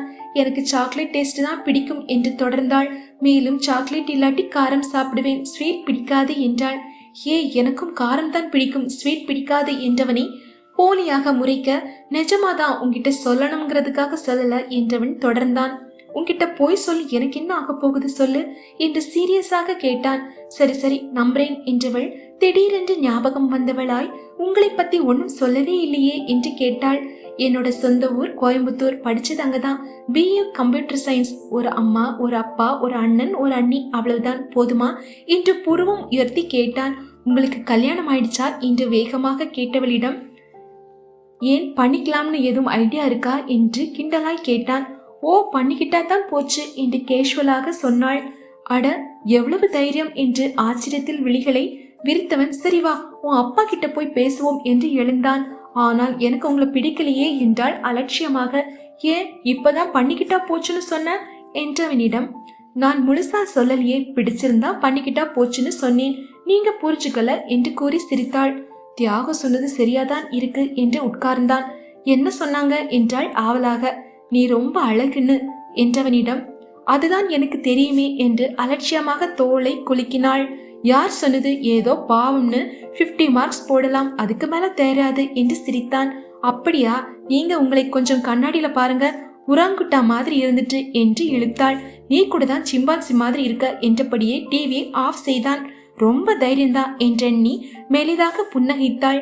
அவள் பதில் பேசாது அமைதியாக இருப்பதை பார்த்து, ஹலோ, என்ன கனவா என்று அவள் முகத்தின் முன் சொடக்கு போட்டான். ஒண்ணுமில்ல என்று தடுமாறியவள், தியாகண்ணாவை இன்னும் காணலையேன்னு நினைச்சேன் என்று சமாளித்தாள். ஏன், நான் ரொம்ப போர் அடிக்கிறேனா என்று பரிதாபமாய் கேட்டான். சச்ச, you are very interesting, I like you so much என்றவள் நாக்கை கடித்து கொண்டாள். ரியலி என்றவன், அப்ப நம்ம குட் ஃப்ரெண்ட்ஸா இருப்போமா என்று புன்னகைத்தான். ஓ ஷ்வர் என்று வேகமாக தலையாட்டினாள். பைக் வரும் சத்தம் கேட்கவே எழுந்து வாசலுக்கு சென்றாள். ஏன்னா இவ்வளவு லேட் என்று படியேறி வந்தவனிடம் கேட்டாள். அச்சோ, அத்து பிடிச்சு அறுத்தெடுத்துட்டாங்க, கிளம்புறதுக்குள்ள போதும் போதும்னு ஆயிடுச்சு என்று சலித்து கொண்டே உள்ளே வந்தான். போய் போய் சாருவை டாவடிச்சிட்டு வந்ததால் தான் லேட் என்று பின்னாலேயே சிரித்து கொண்டே வந்தாள். அதை கேட்டு, என்னடா தியாகு, என்கிட்ட சொல்லவே இல்லை என்று கிண்டலாக சிரித்தான் மகேஷ். டேய், நீ வேற, அவதான் வேலை இல்லாம கிண்டல் அடிச்சா நீயும் சேர்ந்துகிட்டு என்று வந்து உட்கார்ந்தான். நாங்க 2 பேரும் ஃப்ரெண்ட்ஸ் ஆயிட்டோமே என்று தியாகுவுக்கு பழிப்பு காட்டியவள், சரி பெரியம்மா எங்கே என்று கேட்டுக்கொண்டே அவன் அருகில் அமர்ந்தாள். அம்மா அத்தை கூட அப்படியே கோயிலுக்கு போறாங்களாம், வந்ததும் போன் பண்றேன், வந்து கூட்டிட்டு போன்னு சொன்னாங்க என்றான். மகேஷிடம் திரும்பி, நாம் எத்தனை மணிக்கு கிளம்பலாம் என்று கேட்டான். 5:30க்கு கிளம்பலாம் என்றான். சினிமாவுக்கா என்று இழுத்தவளிடம், இல்லை என்று மேலும் சொல்ல முற்பட மகேஷ் தடுத்து, உன்கிட்ட சொல்ல மாட்டோமே என்று தியாகு ராகமாய் இழுத்தான். நீங்க சொல்லாட்டி போங்க, என் ஃப்ரெண்டு சொல்லுவார் என்ன மகேஷ் என்றபடி அவனை பார்க்க, ஆமாம் என்று தலையாட்டினான். 2 பேரும் சேர்ந்துகிட்டீங்களா? நான் அவ்வளவுதான். தியாகு தலையில் கை வைக்க அதை பார்த்து சிரித்து கொண்டே மகேஷ், ஃப்ரெண்டோட ரிசப்ஷனுக்கு போறோம் என்று கூறினான். ஸ்வேதா மணி பார்த்தாள். 4:30 ஆகியிருந்தது. சரி, மம்மி வந்திருப்பாங்க, நான் போயிட்டு வரேன் என்று பேக்கை எடுத்து தோளில் மாட்டிக்கொண்டாள். தியாகண்ணா, அப்புறம் வரேன், பாய் மகேஷ் என்றபடி அவள் நடந்து வர, மகேஷ் பாய் என்று சிரித்தபடி கூறினான். கேட்டை திறந்து கொண்டு உள்ளே சென்றாள். அங்கே தோட்டத்தில் காலையில் பார்த்த அதே வண்ணத்து பூச்சி பறந்து கொண்டிருந்தது. எவ்வளவு அழகு, மகேஷ் போலவே என்றெண்ணியவள் தலையை சிலுப்பிக் கொண்டாள். அப்பொழுது லலிதா வெளியே வர அவளை பார்த்துவிட்டு திரு திருவென்று விழித்தபடி அங்கேயே நின்றாள். வா வா, அதுதான் திருட்டுத்தனம் தெரிஞ்சிடுச்சே, அப்புறம் ஏன் முழிக்கிற என்று கோபத்துடன் அவளை அழைத்தாள் லலிதா. வேக வேகமாக சென்றவள் லலிதாவின் தாடையை பிடித்துக்கொண்டு, சாரி மம்மி என்று வருத்தத்துடன் கூறினாள். என்ன சாரி, உனக்கு தான் எத்தனை தடவை சொன்னாலும் ஏறாதே. லக்ஷ்மி போன் பண்ணி வரவே இல்லைன்னு சொல்லும் போது எனக்கு எப்படி இருந்திருக்கும் என்றபடி உள்ளே சென்றாள். அச்சச்சோ, மேம் கிட்ட என்ன சொன்னீங்க என்று அவசர அவசரமாக கேட்டவளை திருப்பி முறைத்தாள். அதை கண்டு பயந்தவள் போல் முகத்தை வைத்துக் கொண்டு ஹாலில் டிவி பார்த்து கொண்டிருந்த ராஜசேகரிடம் ஓடினாள். டாடி என்று அவர் அருகில் உட்கார்ந்து கொண்டாள். காலேஜ் போகாம எங்கடா போன என்று சிரித்து கொண்டே மகளின் தலையை வருடினார். டாடி, காலேஜ் இன்னும் 3 நாள் தான் இருக்கு. மம்மியோட கண்டிஷன் காரணமா இந்த செமஸ்டர்ஸ் நான் ஒரு நாள் கூட கட்டடிக்கவே இல்லை தெரியுமா. ஃப்ரெண்ட்ஸ் கம்பல் பண்ணாங்க, அதான் இன்னைக்கு ஒரு நாள் மட்டும் கட்டடிச்சிட்டு சினிமாவுக்கு போனோம் டாடி என்று அவரிடம் பரிதாபமாக கூறினாள். ஆனா மம்மி என்ன பயங்கரமா திட்டுறாங்க என்று அவருக்கு மிக அருகில் சென்று ரகசியமாய் கூறினாள். ஏன் லலி, ஒரு நாள் கட்டடிச்சதுக்கு போய் சுவியை இப்படி திட்டுற என்று லலிதாவிடம் கேட்டார். அது இல்லைங்க, என்கிட்ட பர்மிஷன் கேட்டுட்டு போயிருக்கலாம். லட்சுமி போன் பண்ணினப்ப இவன் மட்டும் சொல்லிட்டு போயிருந்தா என்கிட்ட சொல்லிட்டு தான் லீவு போட்டான்னு சொல்லியிருப்பேன்ல என்று கூறினாள். கோபம் குறையாமலேயே, ஏண்டா மம்மி கிட்ட சொல்லிட்டு போயிருக்கலாம் தானே என்று அவள் தலையை வருடியபடியே கேட்டார். மம்மி என்ன ஸ்கூல் ஸ்டூடெண்ட் மாதிரி ட்ரீட் பண்ணனா எனக்கு எப்படி டாடி சொல்ல தோணும் என்று அவரிடம் கோபமாக கேட்டவள், எனக்கு மட்டும் சுதந்திரமே கிடையாது என்று கத்திவிட்டு எழுந்து சென்று அவளது அறைக்குள் புகுந்து தாளிட்டு கொண்டாள். ஏன் லலி, இப்படி அவ சுதந்திரத்துல கை வச்சா அவளுக்கு கோபம் வருமா வராதா? மத்த பொண்ணுங்க எல்லாம் எப்படி இருக்காங்க, நம்ம பொண்ணு மோசமாதான் இருக்கா என்ன? அவ இஷ்டத்துக்கு விடேன் என்றவரை இடமறித்து, நோ, படிப்பு விஷயத்தில் மட்டும் என் இஷ்டப்படிதான் இருக்கணும், மத்த எந்த விஷயத்தில் வேணுமானாலும் அவ இஷ்டப்படி இருந்துட்டு போகட்டும் என்று கூறிக்கொண்டே சமையலறைக்குள் நுழைந்தாள் லலிதா. என்று பெருமூச்சு விட்டபடியே ராஜசேகர் டிவி பார்ப்பதை தொடர்ந்தார். உள்ளே சென்ற ஸ்வேதா குளித்து உடை மாற்றி கொண்டு வந்து டிவி பார்த்து கொண்டிருந்த ராஜசேகரின் அருகில் அமர்ந்தாள். லலிதா காப்பி எடுத்து கொண்டு வந்து இருவருக்கும் கொடுத்தாள். அவளை முறைத்து கொண்டே காப்பியை எடுத்து ஸ்வேதா, நான் கொஞ்ச நேரம் டிவி பார்த்துட்டு அப்புறம் போய் படிக்கிறேன் என்றாள். நான் சொல்லி யார் கேட்கிறீங்க என்று லலிதாவை சட்டை செய்யாமல் அவள் பாட்டுக்கு டிவி பார்த்து கொண்டிருந்தாள். மணி 5 ஆனதும் சரி நான் போய் படிக்கிறேன் என்று புத்தகங்களை எடுத்துக்கொண்டு மொட்டை மாடிக்கு சென்றாள். அவளோடு தியாகுவின் வீட்டு மாடியை பார்த்தாள். அவள் எதிர்பார்த்தது போலவே அங்கு தியாகுவும் மகேஷும் நின்று பேசிக் கொண்டிருந்தனர். சுவாரஸ்யமாய் பேசிக் கொண்டிருந்த மகேஷியை பார்த்து கொண்டு கைப்பிடி சுவரில் கை வைத்தபடி இறங்கி கொண்டிருந்தாள். பேசிக் கொண்டிருந்த மகேஷ் எதேச்சையாய் திரும்பி அவனையே பார்த்து கொண்டு நின்றிருந்த ஸ்வேதாவை பார்த்து விட்டான். அவன் பார்ப்பதை உணர்ந்து ஸ்வேதா சட்டென்று சுதாரித்து கொண்டு அப்படியே சுற்றிலும் பார்ப்பது போல் பாவலா செய்தாள். அதை உணர்ந்து கொண்ட மகேஷ் புன்னகித்து கொண்டே, என்ன சின்சியர் ஸ்டடியா என்று கிண்டலாக கேட்டான். ஸ்வேதா இடுப்பில் கை வைத்து முறைத்து கொண்டே, நானும் எவ்வளவு நேரமா பார்ப்பீங்கன்னு நின்னுகிட்டே இருக்கேன், 2 பேரும் அப்படி என்ன தங்கமலை ரகசியம் பேசிட்டு இருக்கீங்க என்றாள். தியாகு பதிலுக்கு, இல்ல ஸ்வேதா எப்படிடா இவ்வளவு அழகா இருக்கான்னு மகேஷ் கேட்டான். அது எப்படின்னா அவ ஒரு தேவதைடா அப்படின்னு நான் எக்ஸ்பிளைன் பண்ணிட்டு இருந்தேன். என்னடா என்று சிரிக்க மகேஷ் ஆமாம் என்று தலையாட்டினான். நான் ஸ்வேதாவாக்கும் என்று நைட்டின் கழுத்து பகுதியை பெருமையாய் தூக்கி விட்டு கொண்டாள். முழுசா கேளு, அதுவும் சாதாரண தேவதை இல்லடா, துர்தேவதை அப்படின்னு சொல்றதுக்குள்ள நீ வந்து டிஸ்டர்ப் பண்ணிட்ட என்று அவன் சத்தமாய் சிரிக்க மகேஷும் சேர்ந்து கொண்டு சிரித்தான். அவர்களை பார்த்து முறைத்து கொண்டு, நீ ஒரு பேய், மகேஷ் ஒரு பிசாசு என்று கத்தினாள். ஐயோ, நான் அப்படியெல்லாம் எதுவும் சொல்லல என்று சிரித்த மகேஷ் திடீரென்று சீரியஸ் ஆகி, நிஜமாகவே நீ அழகுதான் ஸ்வேதா என்றான். அவளுக்கு வெட்கத்தில் முகம் சிவந்து போயிட்டு சட்டென்று முகத்தை திருப்பிக் கொண்டு, என்னை முதல்ல யாரோ சிம்பான்சின்னு சொன்ன மாதிரி இருந்தது என்று ஏளனமாய் கூறினாள். டே மகேஷ், உனக்கு கோயில் கட்டி கும்பிடணும்டா, உண்மையெல்லாம் புட்டு புட்டு வச்சிருக்க என்று அவனை பார்த்து கைகளை தலைக்கு மேல் உயர்த்தி கும்பிட்டான். டே, உன் தங்கை தானே, நீயே இப்படி கலாய்க்கலாமா என்றான் மகேஷ். சாதாரண தங்கையாடா அவ, சரியான ராட்சசி, இந்த நேரம் பக்கத்தில் இருந்திருந்தா கடிச்சு கொதறியிருப்பா என்று தியாகு அவளை ஓரக்கண்ணால் பார்த்தான். அவள் முறைத்து கொண்டே நிற்க, மகேஷா, என்னதான் இருந்தாலும் நீ ஓட்டக்கூடாதுடா, நான் வேணா ஓட்டலாம் என்றான். அதை கேட்டு ஸ்வேதா புரியாமல், அதெப்படி நீங்க மட்டும் ஓட்டலாம் என்று ஆச்சரியமாய் கேட்டாள். அது அப்படிதான் என்று தியாகுவிடம் திரும்பியவன், வாடா நேரமாச்சு என்று தியாகுவை இழுத்து கொண்டு கிளம்பினான். நான் கேட்கிறேன்ல, சொல்லிட்டு போங்க என்று கத்தினாள். நெக்ஸ்ட் டைம் மீட் பண்ணும்போது சொல்றேன் என்று மகேஷ் சத்தமாய் கூறிவிட்டு தியாகுவுடன் கீழிறங்கி சென்று விட்டான். சற்று நேரம் கழித்து இருவரும் அவர்களது வண்டியில் புறப்பட்டு செல்வதை பார்த்து கொண்டிருந்த ஸ்வேதா பிறகு உட்கார்ந்து படிக்க ஆரம்பித்தாள். அன்று இரவு வெகு நேரமாகியும் ஸ்வேதாவுக்கு ஏனோ தூக்கம் வரவில்லை. அவளின் நினைவுகள் சக்கரம் கட்டி கொண்டு மகேஷியை சுற்றி சுற்றி வந்தன. ஏன் இப்படி மகேஷியை நினைக்கிறேன், ஒருவேளை மகேஷை லவ் பண்றேனா என்ற கேள்வியே அவளை தூக்கி வாரி போட்டது. இன்னைக்கு மதியம் வலிசல் ஆனந்த் கிட்ட என்னென்ன டயலாக் விட்டேன், இருந்தாலும் மகேஷோட கேரக்டர்ஸ் தானே எனக்கு ரொம்ப பிடிச்சிருக்கு. ஆனந்தை பார்த்தாலே எரிச்சலா வருது, ஆனால் மகேஷை பார்த்தாலே மனசுக்குள் 1000 பட்டாம்பூச்சி பறக்குது. 1 வருஷமா பின்னாடியே வந்த ஆனந்த் எங்கே? நானே முதல்ல போய் பேசியும் ஃப்ரெண்ட்ஸா இருப்போமான்னு கேட்ட மகேஷோட ஜென்டல்னஸ் எங்கே? நிச்சயம் எனக்கு ஒரு நல்ல மேட்ச் தான். அவனை பத்தி ஃபுல்லா தெரிஞ்சுக்கணும். அவனை நேர்ல பார்த்ததும் எவ்வளவு தடுமாறிட்டேன். லாஸ்டா போகும்போது நான் வேணா ஓட்டலான்னு சொன்னானே, என்ன மீனிங்? அண்ணா ஓட்டக்கூடாதுன்னா அப்ப யாருக்கு ஓட்ட உரிமை இருக்கு என்றெல்லாம் எண்ணியவள் சட்டென ஏதோ நினைத்தவளாய் முகம் சிவந்தாள். நானா இப்படியெல்லாம் மருகி மருகி நினைக்கிறேன், இது மாதிரி மகேஷ் நினைப்பானா? அவனும் நினைச்சா எவ்வளவு நல்லா இருக்கும். இதைதான் லவ்னு சொல்வாங்களோ? நிஜமாகவே சுகமான வேதனை தான். அப்படியே நான் பண்ணினா கூட அவன் தான் ஃபர்ஸ்ட் சொல்லணும், அதுக்கப்புறம் தான் நான் சொல்வேன் அவன்கிட்ட. அந்த தைரியத்தை தான் எதிர்பார்க்கிறேன் என்று எண்ணியவளின் கற்பனை மேலும் ரெக்கை கட்டி கொண்டு பறந்தது. நீண்ட நேரம் தூக்கம் வராமல் இதை பற்றியே யோசித்துக் கொண்டிருந்தாள். ஸ்வேதாவிற்கு பூமலை தூவிய அதே இரவு ஆனந்திற்கு நெருப்பை வாரி இறைத்தது. ஆனந்த் அவனது அறையில் கொதித்துக் கொண்டிருந்தான். என்ன திமிர் அவளுக்கு! எவ்வளோ திமிரா சொல்லிட்டு போறா. நான் லைஃப்ல முதலா தோத்துட்டேன். நாளைக்கு பிரகாஷ் முகத்தில் எப்படி முழிப்பேன்? எவ்வளவு பெரிய அவமானம்! அலட்சியமா பார்ப்பானே. ஐயோ, எவ்வளவு தைரியமா பெட் கட்டினேன் என்று எண்ணியவனுக்கு 1 வருடத்திற்கு முன்பு பிரகாஷிடம் பெற்று கட்டியது ஞாபகத்துக்கு வந்தது. ஆனந்தும் பிரகாஷும் பாரத் கெமிக்கல்ஸில் கெமிக்கல் இன்ஜினியராக வேலை பார்த்தனர். 2 பேருமே நல்ல நண்பர்களாக பழகினர்.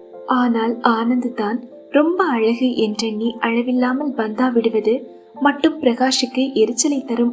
அன்றும் அப்படித்தான். அவர்களது ஆபீஸ் டெனோ ஆனந்திடம் வந்து வழிந்து விட்டு போக பிரகாஷ் ஆனந்திடம் வந்தான்.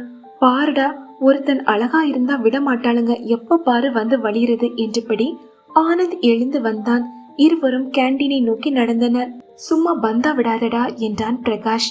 நிஜமா தாண்டா, நீ தான் இப்ப பார்த்தியே என்றவன் தொடர்ந்து, நம்ம காலேஜ் படிச்சப்ப என் பின்னாடி எத்தனை பேர் சுத்தினாளுங்க, எத்தனை பேர் லெட்டர் கொடுத்தாங்க தெரியுமா? பொண்ணுங்க எல்லாமே இப்படிதான்டா, எவனாவது அழகா இருந்தா போதும் பின்னாடி வந்துடுவாங்க என்று அலட்சியமாக கூறியபடி நடந்தான். பிரகாஷுக்கு எரிச்சலாய் வந்தது. எல்லாரும் ஒன்னும் அப்படி இருக்க மாட்டாங்க என்று பதிலளித்தான். நான் பார்த்து லைட்டா சிரிச்சாவே போதும், காலம் முழுக்க காலடியிலேயே கிடப்பாளுங்க என்று பெருமையாக பீற்றி கொண்டான். இவனுக்கு அழகா இருக்கும்னு ரொம்பவே திமிரு, இதை அடக்கணும் என்றெண்ணிய பிரகாஷ் எல்லாரையும் ஒரே மாதிரி எடை போடாதடா என்று எச்சரிப்பது போல் கூறினான். சரிடா, பெற்று வச்சுப்போம். நீ ஒரு பொண்ணை காட்டு, அவளை சரியா 1 மாதத்தில் என் பின்னாடி சுத்த வைக்கல எனது பேரை மாத்தி வச்சுக்கிறேன்டா என்று சவால் விட்டான்.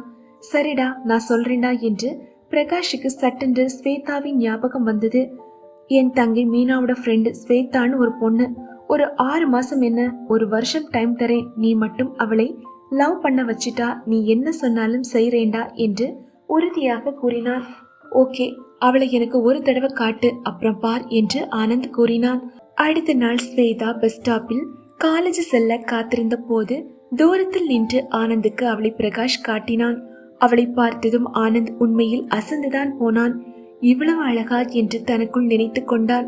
மேலும் அவளை மட்டும் லவ் பண்ண வச்சுட்டா எனக்கு ரொம்ப பெருமைதான் என்று எண்ணிக்கொண்ட பிரகாஷிடம் ஓகேடா, I will make her to love me என்றான். அவனை பரிதாபமாக பார்த்து சிரித்த பிரகாஷ், என்னோட ஆழ்ந்த அனுதாபங்கள் ஆனந்த், நீ நிச்சயம் தோத்து போகத்தான் போற பாரு என்றான். நோ, இந்த ஆனந்த் தோத்ததா சரித்திரமே இல்லை என்று இருமாப்புடன் கூறிய ஆனந்த், பாரு இந்த ஆனந்த் பின்னாடி கொஞ்ச நாள்ல எப்படி சுத்துறான்னு என்று சவாலாக கூறிவிட்டு வந்தான். ஸ்வேதாவை பற்றி நன்கு அறிந்திருந்த பிரகாஷ், பாவம் பையன் நல்ல மூக்குடைய போறான் என்று எண்ணியபடி வந்தான். அதிலிருந்து ஆனந்த் தினமும் ஸ்வேதா பின்னாலேயே சென்றான். ஒவ்வொரு நாளும் ஸ்வேதா காலேஜ் செல்லும் போது மாலையில் வீடு திரும்பும் போதும் ஆனந்த் அவளை பின்தொடர்ந்தான். முதலில் கண்டு கொள்ளாத ஸ்வேதா பின் கவனிக்க ஆரம்பித்ததும் அதை பெரிய வெற்றியாக கருதி பிரகாஷிடம் அவள் தன்னை திரும்பி பார்க்க ஆரம்பித்து விட்டாள் என்று வெற்றி களிப்புடன் கூறினான். பிரகாஷுக்கு ஸ்வேதாவின் மேல் அபார நம்பிக்கை இருந்தாலும் பெண்கள் பின்னால் கோழி போல் சுற்றினால் அவளுக்கு சுத்தமாய் பிடிக்காது என்று மீனா சொல்ல கேட்டிருந்தாலும் அவன் நம்பிக்கையை தளர விடவில்லை. ஆனந்தோ பின்னால் தொடர்ந்து போய்க் கொண்டிருந்ததால் நிச்சயம் ஒரு நாள் வந்து பேசுவாள். பின்னர் இத்தனை நாளாக எவ்வளவு ஜென்டில்மேனாக வந்தான் என்று விரும்ப ஆரம்பித்து விடுவாள் என்று தப்பு கணக்கு போட்டுவிட்டான். அதே போல் அன்று பஸ் ஸ்டாப்பில் அவள் வந்து பர்சனலாக பேச வேண்டும் என்று ரெஸ்டாரண்ட்டுக்கு அழைத்ததும் வெற்றி பெற்றதாய் எண்ணி துள்ளி குதித்தான். அவள் சென்றதும் ஓடி சென்று பிரகாஷுக்கு போன் செய்தான். பிரகாஷ் அவளது அடாவடித்தனம் பற்றி நன்றாக தெரிந்தவன் ஆகையால் அவன் அப்போதும் நம்பிக்கையை தளர விடவில்லை. அவன் நினைத்தது போலவே ஆனந்தி ஸ்வேதா மூக்குடைத்து அனுப்பிவிட்டாள். தனது தோல்வியை எண்ணி இரவு முழுவதும் புரண்டு புரண்டு படுத்தான்.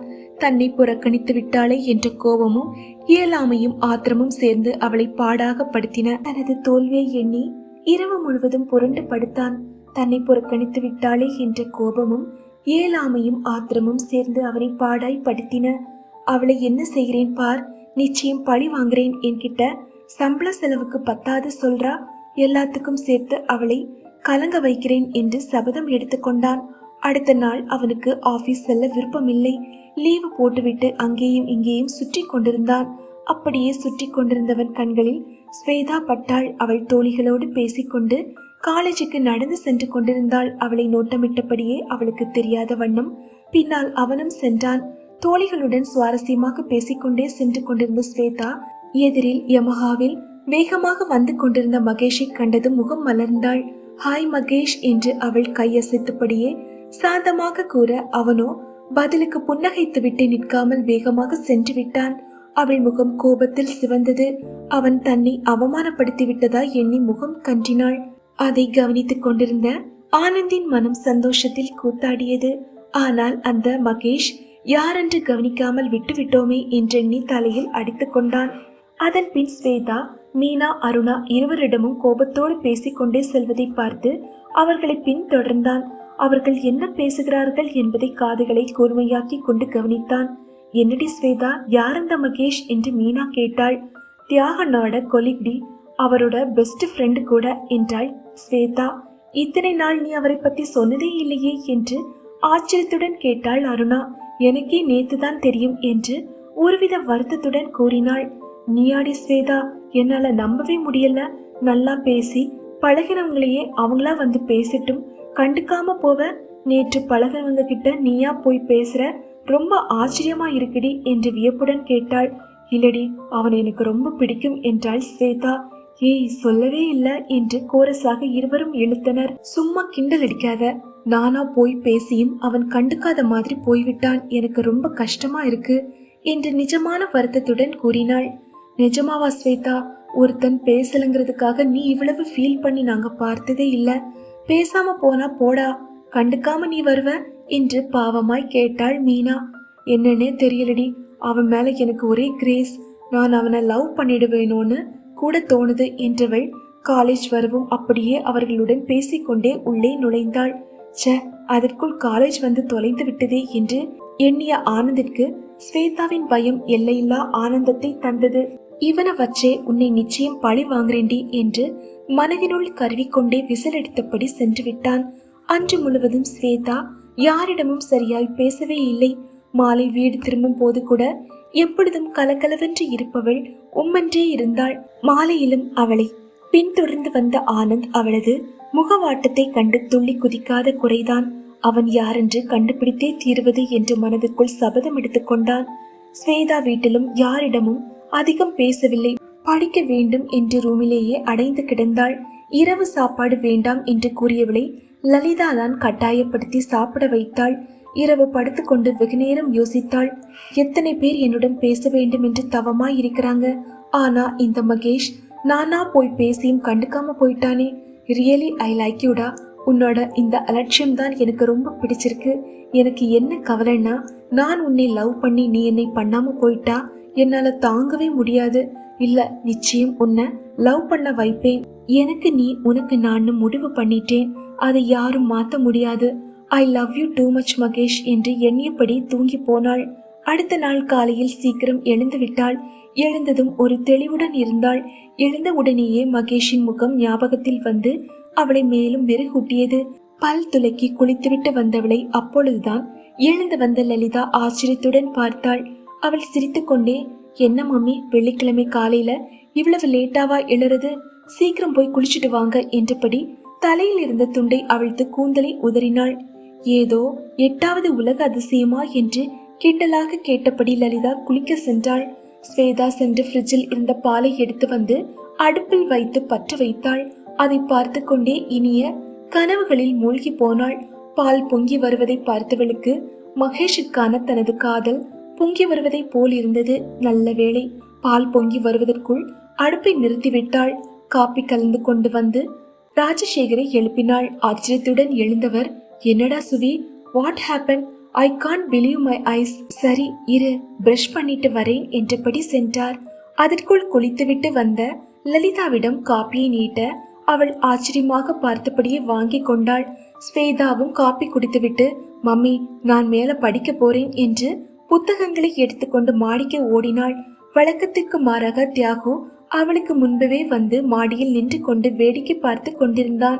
ஸ்வேதா குளித்துவிட்டு மேலே ஏறி வருவதை கண்டவன் வியப்பில், என்ன சுவி, இன்னைக்கு யாராவது பொண்ணு பார்க்க வராங்களா என்று கிண்டலாக கேட்டவனை செல்லமாக முறைத்துவிட்டு, இல்ல, எங்க தியாகு அண்ணாவுக்கு பொண்ணு பார்க்க போகிறோம் என்று பழிப்பு காட்டினாள். அப்படியா, எங்க பொண்ணு யாரு, எப்படி சூப்பரா என்று உண்மையாய் விசாரிப்பது போல முகத்தை வைத்து கொண்டு கேட்டான். பொண்ணு பேரு சாரு என்று அவள் முடிப்பதற்குள், ஏய் உதை விழும் என்று கத்தினான். எங்க உதை பார்ப்போம் என்று பழிப்பு காட்டியவளிடம், நான் அங்க வரமாட்டேன்னு தைரியமா? இதுக்கு பனிஷ்மெண்டா? நாளைக்கு ஊர் சுத்துற பிளான்ல உன்னை இருந்து எடுத்துடுறேன் என்றான். நான் வராம நீ மட்டும் தனியா சுத்தினா உனக்கு போர் அடிக்காதா பிரதர்? நீ கண்டிப்பா என்னை கூட்டிட்டு போவேன்னு எனக்கு தெரியும் என்று நம்பிக்கையுடன் சொன்னான். ரொம்ப கனவு காணாத செல்லம், நான் தனியா போகல, நானும் மகேஷும் போறோம் என்றான். மகேஷ் பெயரை கேட்டதும் குபீரென நிமிர்ந்தாள். நிஜமா என்னை விட்டுட்டு போயிடுவியா அண்ணா என்று பரிதாபமாக கேட்டாள். இல்ல இல்ல, உன்னையும் கூட்டிட்டு போறேன், ஆனா நீ என்கிட்ட ப்ளீஸ் பண்ணி கேளு, அப்பதான் என்று தியாகு கராராக கூறினான்.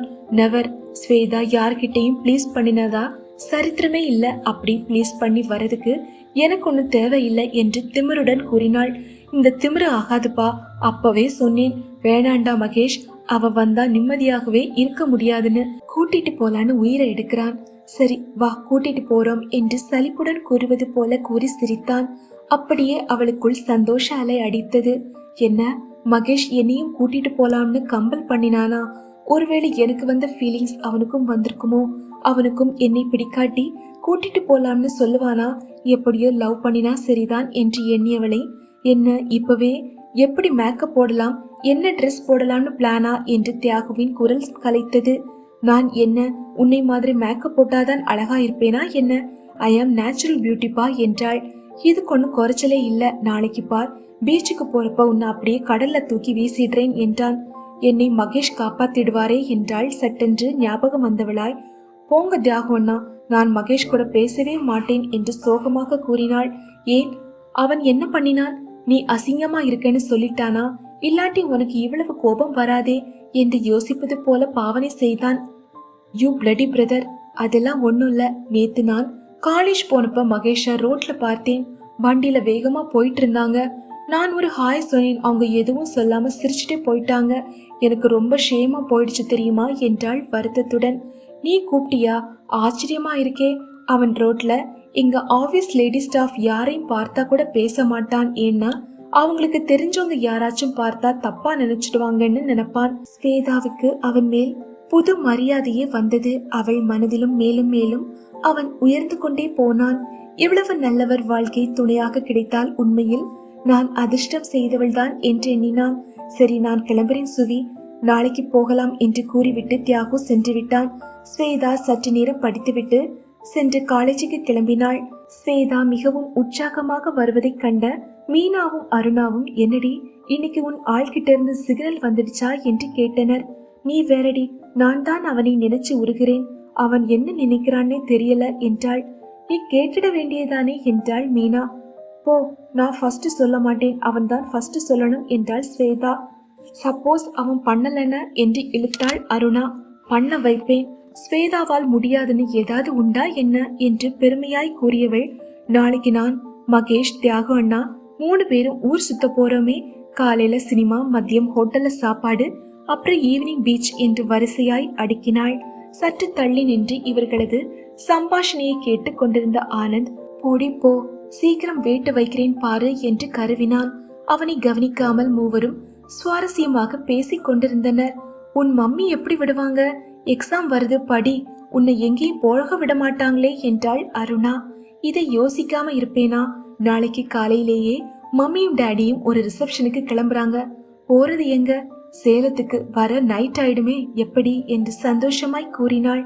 லக்கிடினி என்று மீனா கூறி முடிப்பதற்குள், ஏய் பஸ் வருது, வாடி என்று அருணா கத்த மூவரும் ஓடி சென்று பஸ்ஸுக்குள் ஏறினர். அன்று முழுவதும் உற்சாகமாய் இருந்தாள் ஸ்வேதா. அவளுக்கு சந்தோஷத்தில் தலைக்கால் புரியவில்லை. இரவு முழுவதும் என்ன பேச வேண்டும், எப்படி பேச வேண்டும் என்பதையே நினைத்து கொண்டிருந்தாள். அடுத்த நாள் காலையில் சீக்கிரமாக ராஜசேகரும் லலிதாவும் கிளம்பி விட்டனர். ஸ்வேதாவை தனியே விட்டு செல்ல மனமின்றி கிளம்பினர். சுவி, ஒழுங்கா படிச்சுட்டு இங்கே இரு, தனியா இருக்க போர் அடிச்சா தியாகு அண்ணா வீட்டுல போய் இரு, முடிஞ்சா செஞ்சு சாப்பிடு, இல்லாட்டி பெரியம்மா கிட்ட சொல்லிடுறேன், அங்க போய் சாப்பிட்டுக்கோ என்று லலிதா கூறிக்கொண்டே படி இறங்கினாள்.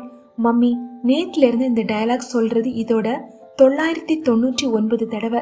என்ன டாடி, என் கணக்கு சரியா என்று ஸ்வேதா சொல்ல, ராஜசேகர் சிரித்தபடியே தலையாட்டி கொண்டே சென்று காரை வெளியே எடுத்தார். உனக்கு ஆனாலும் ரொம்பவே கொழுப்பு என்று அவளை முறைத்தபடியே சென்று லலிதா காரில் ஏறிக்கொண்டாள்.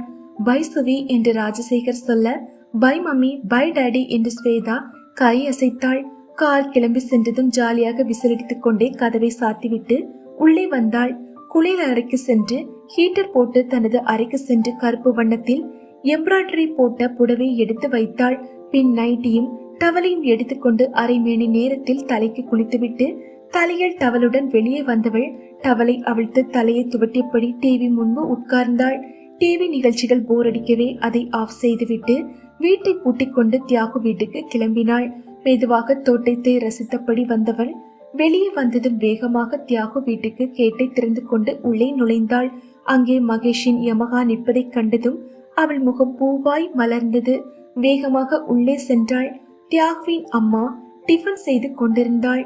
தியாகு அண்ணா எங்க பெரியம்மா என்று கேட்டாள். தியாகு குளிச்சிட்டு இருக்கா, நீயும் இன்னைக்கு ஊர் சுத்தவா என்று கேட்டாள். என்று தொடர்ந்தவள், மகேஷ் இன்னும் வரலையா என்று தெரியாதது போல் கேட்டாள். மகேஷ் வந்து அரை மணி நேரம் ஆச்சு, இவனை தான் 6 மணியிலிருந்து எழுப்புறேன், எழுந்திருக்கவே இல்லை. மகேஷ் வந்ததும் எழுந்தான். மகேஷ் இப்ப மாடியில தான் இருக்கான் என்று அவள் கூறி முடிப்பதற்குள் ஸ்வேதா மாடியில் நின்றாள். மாடியில் மகேஷ் முழங்கையை கைப்பிடி சுவரில் ஊன்றி கைகளில் முகத்தை தாங்கியபடி வேடிக்கை பார்த்து கொண்டிருந்தான்.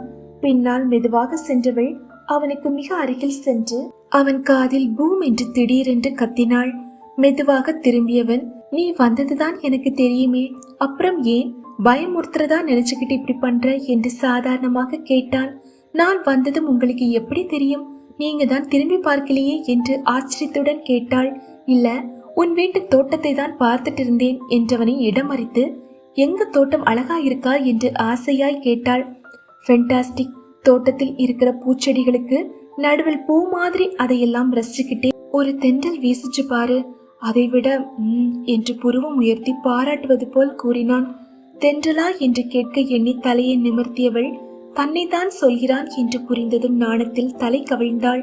இந்த வெள்ளை ரோஸ் இருக்குதுல்ல என்று கேட்டவனை அவள் தலையை நிமிர்த்தி கவனிக்க, அது திடீரென்று ரோஸ் கலரில் கொஞ்சம் கொஞ்சமா மாறினா எப்படி இருக்கும், அப்படி இருக்க உன் முகம் இப்ப என்று அவன் கூறவும் தான் வெட்கப்பட்டதை கண்டுபிடித்து விட்டானே என்றெண்ணி மேலும் அவளுக்கு வெட்கமாயிற்று. அச்சோ என்றபடி திரும்பி நின்று வேடிக்கை பார்ப்பது போல் பாவலா செய்தாள். ஏன் ஸ்வேதா, நான் சொன்னதுல எதுவும் கோபமா என்று பரிதாபமாக கேட்டான். என்ன பதில் சொல்வது என்று தெரியாமல் குழம்பியபடி ஊஹூ என்று தலையாட்டினாள். அப்ப நான் கிண்டல் பண்ணலாம் தானே, நானும் திருப்பி பண்ணுவேன் என்று கொஞ்சம் தைரியத்தை வரவழைத்து கொண்டு சொன்னாள். லைஃப் லாங் பண்ண உரிமை கிடைக்குமா, சீரியஸாய் கேட்டான். எப்படி என்று வேகமாக கேட்டவள் அவன் கேட்டதன் பொருள் புரிந்து டக்கென்று தலையை கவிழ்த்தாள். என்ன சொல்லலாம் என்று யோசித்தபடியே மெல்ல நடந்து சென்று கைப்பிடி சுவர் பக்கம் திரும்பி நின்று கொண்டாள். அவள் பதில் சொல்ல திரும்புவதற்குள், சாரிடா மகேஷ், ரொம்ப லேட் ஆயிடுச்சா என்று கேட்டபடியே தியாகு அவர்களை நோக்கி வந்தான். மகேஷ் அவனை பார்த்து புன்னகித்தபடியே, இல்லடா, படம் 10 மணிக்கு தானே, நான் தான் அங்க இருக்க போர் அடிச்சதால சீக்கிரம் வந்துட்டேன். உங்க வீடு சூப்பர்டா, அதுலயும் இந்த தோட்டம் இருக்கே, அதுல மிதந்து வர தென்றல் இருக்கே, அதற்காகவே நான் காலம் பூராவும் இங்கேயே தவம் இருக்கலாண்டா என்றபடி ஸ்வேதாவை ஓரக்கண்ணால் பார்த்தான். அவள் தலை கவிழ்ந்து கைப்பிடி சுவரில் கைவிரல்களால் கோலம் போட்டு கொண்டிருந்தாள். ஏதோ விட்டா கவிஞன் ஆயிடுவ போல இருக்கு, டயலாக்கா விடுற என்று சிரித்த தியாகு தொடர்ந்து, சரி வாடா, மணி 8 ஆயிடுச்சு, அம்மா சாப்பிட வர சொல்றாங்க என்றபடி ஸ்வேதாவிடம் திரும்பி, அம்மா மகாராணி வாங்க என்று கூறிவிட்டு மகேஷின் கையை பிடித்து இழுத்து கொண்டு சென்றான். தியாகு பேசியபடியே படியிறங்க மகேஷோ ஒருவித ஏக்கத்தோடு அவளை திரும்பி பார்த்தபடி சென்றான். அவன் தலை மறையும் வரை பார்த்து கொண்டே நின்றவள் பின் திரும்பி தோட்டத்தை பார்த்தாள். அங்கிருந்த அனைத்து வண்ண ரோஜாக்களிலும் மகேஷ் முகம் தெரிந்தது. அதை கண்டு வெள்ளை ரோஜா மெல்ல மெல்ல ரோஸ் நிறமாக மாறுவது போல் அவளுக்கு தோன்றியது. கண்களை மூடி தலையை சிலுப்பிக் கொண்டவள், சுவி சாப்பிடவா என்று தியாகுவின் குரல் கேட்டு கலைந்து வேகமாக படி இறங்கி ஓடினாள். தியாகுவின் தாயார் இருவருக்கும் இட்லியை பரிமாறிவிட்டு உள்ளே தோசை சுட்டு கொண்டிருந்தாள். அப்பொழுது அங்கே வந்த ஸ்வேதாவிடம், தியாகு வந்து சாப்பிடு, மணியாச்சல்ல என்று சொல்ல, அவனுக்கு பழிப்பு காட்டிவிட்டு சமையல் அறையில் நுழைந்தாள். நான் தோசை ஊத்துறேன், நீங்க அங்க போய் கவனிங்க பெரியம்மா என்று தோசை கரண்டியை வாங்கி கொண்டு அவளை வெளியே அனுப்பி வைத்தாள் ஸ்வேதா. சுவி, நீ முதல்ல வந்து சாப்பிடு, அப்புறம் தோசை ஊத்து என்று குரல் கொடுத்தான். அப்புறம் சாப்பிடுறேன் என்றபடி தோசைகளை எடுத்துக்கொண்டு வந்தாள். உண்மையில் அவளுக்கு பசிக்கத்தான் செய்தது. ஆனால் ஏனோ மகேஷ் முன்னால் தன்னால் சாப்பிட முடியாது என்ற காரணத்தால் அப்புறம் சாப்பிடுகிறேன் என்று கூறிவிட்டாள். தியாகுவின் தட்டில் அவள் தோசையை வைத்த பொழுது, அச்சச்சோ, எத்தனை நாள் ஹாஸ்பிட்டல்ல இருக்கணுமோ, ஆண்டவா காப்பாத்தப்பா என்றவனை பார்த்து முறைத்தவள், சார்வை விட நான் நல்லாவே சமைப்பேன் என்று கூறி கலகலவென்று சிரித்தாள். பதிலுக்கு தியாகு முறைக்க அதை பார்த்து வெற்றி புன்னகையுடன் திரும்பி மகேஷின் தட்டில் தோசை வைத்தாள். அப்பொழுது அவன் பார்த்த பார்வை அப்படியே அவள் கண்களுக்குள் புகுந்து இதயத்தில் இறங்கி நடனம் ஆடியது. இதயம் வேகமாக துடிக்க அப்படியே அவள் சிரிப்பு நின்று போனது. அவன் கண்களை பார்க்க முடியாமல் தலை கவிழ்ந்து உள்ளே சென்றவள் தலையில் அடித்து கொண்டாள். தோசை லேசாக கருகி போயிருக்க அதை எடுத்து கொண்டு வந்து தியாகுவின் தட்டில் வைத்து கொண்டே, என் சமையலை கிண்டல் பண்ணினால அதுக்கு பனிஷ்மெண்ட் என்று கூறினாள். அவன் முகத்தை பாவமாய் வைத்து கொண்டே சாப்பிட்டு கொண்டு, ஓ, இதைதான் தீஞ்சுவை என்று சொல்வார்களா, தீஞ்சு போன சுவை என்று கிண்டல் அடிக்க அனைவரும் சிரித்தனர். அவர்கள் சாப்பிட்டு விட்டு எழுந்ததும் ஸ்வேதாவும் சாப்பிட்டு விட்டாள். தியாகு அவளிடம், நீ போய் முதல்ல கிளம்பு, நாங்க 5 நிமிஷத்துல கிளம்பிடுவோம், நீ சீவி சிங்காரிக்கவே 1 மணி நேரம் ஆயிடும், 9:30 போனா டிக்கெட் கிடைக்குமா, போ என்று விரட்டினான். அவனை பார்த்து முறைத்து கொண்டே, பிளடி ராஸ்கல், நான் 1 மணி நேரம் பண்றேனா, உன் கூட பேசவே மாட்டேன் போ என்று போய் கோபம் காட்டிக்கொண்டு வீட்டுக்கு சென்றாள். சற்று நேரத்தில் ரெடியாகி வந்த ஸ்வேதாவை முதலில் பார்த்த மகேஷ் ஆச்சரியத்தில் விழி விரித்தான். முன்னெற்றியில் சுரண்டு விழுந்த முடிக்கற்றையை ஒதுக்கிவிட்டபடி புடவையை லாவகமாக தூக்கி பிடித்தபடி வந்த ஸ்வேதாவை, இவள் பெண்ணா இல்லை தேவதையா என்ற சந்தேகத்துடன் வைத்த கண் வாங்காமல் அவளையே பார்த்து கொண்டிருந்தான். தியாகு அவளை பார்த்துவிட்டு, சுவி, நீயா புடவை கட்டிட்டு வந்திருக்க, என் தங்கை இவளா? ஆச்சரியத்தில் விழி விரித்தான். அம்மா, உன் பொண்ண வந்து பாரேன், சீக்கிரம் வந்து சுத்தி போடு என்று குரல் கொடுத்தான். வெளியே வேகமாக வந்த பெரியம்மா அவளை கைகளால் திருஷ்டி கழித்தாள். என் கண்ணே பட்டடிச்சு போ, புடவையில எவ்வளவு அழகா இருக்க, அதை விட்டுட்டு கண்டதை மாட்டிக்கிட்டு திரிஞ்சுக்கிட்டு என்றபடியே சோஃபாவில் அமர்ந்தாள். அவள் அருகில் அமரப்போன ஸ்வேதாவை தடுத்த தியாகு, அங்க எங்க உட்கார போற, மணியாச்சு, கிளம்பு என்றான். அவனை பார்த்து உதட்டை சுளித்து கொண்டே வெளியே வந்த பின் தியாகு அவளிடம், சும்மா உன் மன கஷ்டப்படுமேன்னு சொன்னேன், உண்மையாகவே தேவாங்கு மாதிரியே இருக்க என்றவனை அடிக்க ஓடியவளை அங்கே கிடந்த கட்டை ஒன்று தடுக்கிவிட விழப்போனவளை மகேஷ் ஓடி சென்று தாங்கி பிடித்தான். சுதாரித்துக் கொண்டு அவள் தள்ளி நிற்பதற்குள் தியாகு ஓங்கிய கைப்படி கோபத்துடன் வந்தான். அறிவு கெட்ட கழுத, கீழே விழுந்திருந்தா மூஞ்சி முகரெல்லாம் பேந்திருக்கும் என்றபடி வந்தவனை மகேஷ் தடுத்து, அதான் பிடிச்சாச்சுல்ல, ஏற்கனவே பயந்து போயிருப்பா, நீ வேற திட்டாத என்று சமாதானப்படுத்த ஸ்வேதாவோ மகேஷை ஆச்சரியமாக பார்த்தாள். அவா இவான்னு தியாக அண்ணா கிட்டே சொல்றான் என்று எண்ணியவள், நல்லவேளை அண்ணா கோபத்தில் கவனிக்கவில்லை என்று சமாதானப்படுத்தி கொண்டாள். மகேஷ் பிடிப்பதற்காகவே இன்னும் எத்தனை முறை வேண்டுமானாலும் விழலாம் என்று எண்ணிக்கொண்டே முகத்தை பாவமாய் வைத்துக்கொண்டு நடந்தாள். தியாகுவும் மகேஷும் வண்டியை ஸ்டார்ட் செய்ய தியாகுவின் பின்னால் ஸ்வேதா அமரப்போனாள். மகேஷ் ஏக்கத்துடன் பார்க்க அவன் பார்வையின் பொருள் புரிந்தவளாய் ஸ்வேதா தியாகுவின் முகத்தில் குத்திவிட்டு, என்ன திட்டுனல்ல, உன்கூட வரமாட்டேன் போ என்று கோரிவிட்டு மகேஷின் பின்னால் அமர்ந்து கொண்டாள். தியாகு அவர்களை பார்த்து போலியாய் முறைத்துவிட்டு வண்டியை கிளப்ப பின்னாலேயே மகேஷ் வண்டியை கிளப்பினான். தெருமுனை வந்ததும் வண்டியை நிறுத்திய தியாகு அவர்களை பார்த்து அவஸ்தையாய் சிரித்து கொண்டே, சுவி, சாரும் படத்துக்கு வரேன்னு சொன்னா என்று சொல்லி முடிப்பதுக்குள் அவள் முறைக்க, நான் வேணாம்னு தான் சொன்னேன், அவதான் படத்துக்கு போய் ரொம்ப நாளாச்சு, நானும் வரேன்னு கெஞ்சினா என்று வேகமாக கூறினான். யாருக்கிட்ட கதை விடுற, இந்த பிளானை நீங்க 2 பேரும் போட்டிருப்பீங்கன்னு அப்பவே நினைச்சேன் என்று அவள் நக்கலாக கூற, ஆமா, நீதான் எப்ப பார்த்தாலும் அம்மா முன்னாடி சொல்லி வச்சிடுற, நான் எப்படி உன்கிட்ட சொல்லுவேன் என்றான் பரிதாபமாக. சரி, இப்ப என்னதான் பண்ணலாம்னு சொல்ற என்று மகேஷ் கேட்க, நீங்க 2 பேரும் போய் 4 டிக்கெட் எடுத்து வச்சிருங்க, நான் போய் சார்வை கூட்டிட்டு அப்படியே தியேட்டருக்கு வந்துடுறேன், ஏப்ரல் மாதத்தில் படத்துக்கு தானே என்று விளக்கினான். ஆமாம், அந்த படத்துக்கு தான். சரி, சீக்கிரம் போடா என்று அவசரமாக மகேஷ் அவனை அனுப்பி வைத்தான். அவன் சென்றதும் அவளை ஒருமுறை திரும்பி பார்த்துவிட்டு வண்டியை ஸ்டார்ட் செய்தான் மகேஷ். குடியிருப்புகளை தாண்டி வந்ததும் மெல்ல ஸ்வேதா என்றான். என்றாள் அவளும் மெதுவாகவே. நான் கேட்டதுக்கு பதிலே சொல்லல என்றான். சற்று நேரம் பதிலே வராததால் ஓரமாய் வண்டியை நிறுத்தி அவளை திரும்பி பார்த்தான். அவள் கண்களை மூடி அமைதியாய் உட்கார்ந்திருந்தாள். அதை கண்டு திகைத்தவனாய் ஸ்வேதா என்று அழைக்க அவள் கண்களை திறந்தாள். என்னாச்சு என்றான். சாமி கும்பிட்டேன் என்று புன்னகையுடன் சொன்னாள். உடனே புருவம் சுருக்கி வியப்புடன் எதுக்கு என்று கேட்டான். இதே மாதிரி லைஃப் லாங் உன் பின்னாடியே உட்கார்ந்து டிராவல் பண்ணணும் என்று புன்னகையுடன் கூறிக்கொண்டே வண்டியிலிருந்து இறங்கினாள். செல்லும் போது அவள் முகத்தை பார்க்க முடியவில்லையே என்றெண்ணி கொண்டே வண்டியை நிறுத்திவிட்டு அவனும் இறங்கினான். சந்தோஷத்தில் அவனுக்கு என்ன செய்வதென்றே புரியவில்லை. அப்படியே அவள் அருகில் சென்று குனிந்திருந்த தலையை கைகளால் நிமிர்த்தி நிஜமாவா ஸ்வேதா என்றான். என்றபடி மீண்டும் தலையை குனிந்து கொண்டாள். இப்ப அப்படியே எனக்கு எப்படி இருக்கு தெரியுமா? உன்னை அப்படியே தூக்கிட்டு போய் என்று இழுத்தவனை அவள் தலை உயர்த்தி பார்க்க இப்பவே தாலி கட்டணம் போல இருக்கு என்று மென்று விழுங்கினான். அவள் சிரித்து கொண்டே வாங்க கிளம்பலாம், அப்புறம் டிக்கெட் கிடைக்காது என்றாள். ஏன் என் கூட பேச மாட்டியா என்று கைகளை விரித்தான். அவள் ஓடு சென்று அவன் தோள்களில் முகம் புதைத்தாள். டேய் பிளடி, வெட்கம்னு என்னன்னே தெரியாத என்ன எப்ப பாரு வெட்கப்பட வச்சுட்டே இருக்க.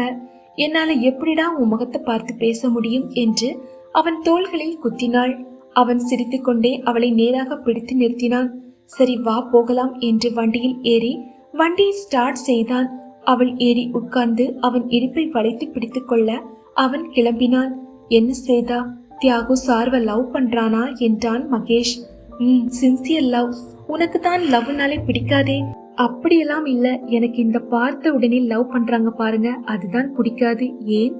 அவங்கள பத்தி என்ன தெரியும்? அதெல்லாம் சும்மா அழக பார்த்து வர்றது, அதுல அண்டர்ஸ்டாண்டிங்கே இருக்காது. ஆனா தியாகு அண்ணா லவ் அப்படி இல்லையே.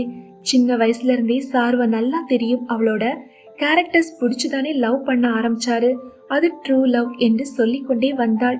அப்போ நம்மளோட லவ்? நான் கூட உங்க கேரக்டர்ஸ் பிடிச்சுதான் லவ் பண்ணினேன் என்று அவள் சொல்லிக் கொண்டிருக்கும் போதே மெயின் ரோடு வந்து விட்டதால் அதன் பின் மௌனமானாள். சிறிது தூரம் சென்றதும் அவர்களுக்கு சற்று இடைவெளி விட்டு ஒரு பைக் தொடர்ந்து வந்து கொண்டிருந்தது. ஆனந்த் அவர்களை நோட்டமிட்டபடி பின்தொடர்ந்து வந்து கொண்டிருந்தான். இப்பொழுதும் அவனால் மகேஷை பார்க்க முடியவில்லை. தியேட்டர் வந்து விட்டதும் ஸ்வேதா இறங்கி சென்று வாசலில் நின்று கொண்டாள். மகேஷ் வண்டியை பார்க் செய்துவிட்டு வந்தான். ஆனந்த் அவனை பார்த்ததும் அதிர்ச்சியானான். அட மகேஷ், இவன் எப்படி இங்க என்று யோசித்தான். ஆனந்தும் மகேஷும் கோயம்புத்தூரில் ஒன்றாக படித்தார்கள்.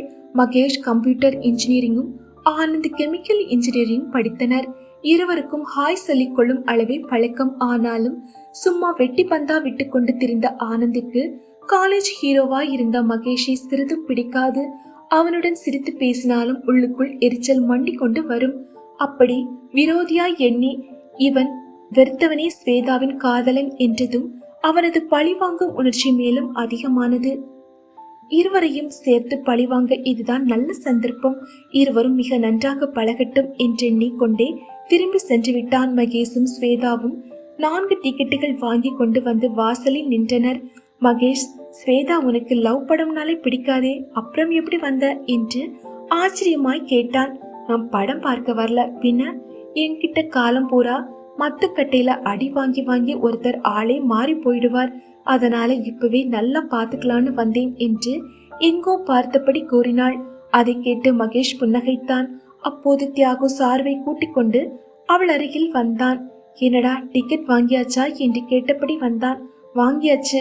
ஏன் இவ்வளவு லேட் என்று கேட்டபடி மகேஷ் திரும்பி நடந்தான். நான் என்னடா பண்ணட்டும், இவதான் மேக்கப் பண்றேன்னு 1 மணி நேரமா என்று சலித்து கொண்டான்.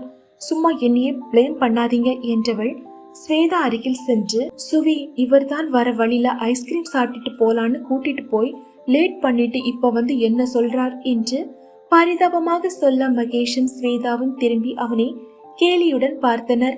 தியாகுவின் முகத்தில் லிட்டர் கணக்கில் அசடு வழிந்தது. அதை மறைக்க அவன், சாரு, இவன் தான் என் ஃப்ரெண்டு மகேஷ், ஆல்சோ மை மச்சான், அதான் சொன்னேன்ல என்று அவன் கண்ணடிக்க ஸ்வேதா சடாரென திரும்பினாள். எனக்கு எல்லாம் தெரியும் செல்லம், என்கிட்ட ஏமாத்தலாம்னு நினைக்காதே என்று அவளிடம் கூறியபடியே சாருவின் கையை பிடித்து இழுத்து கொண்டு சென்றான். ஸ்வேதாவுக்கு என்ன சொல்வதென்றே தெரியவில்லை.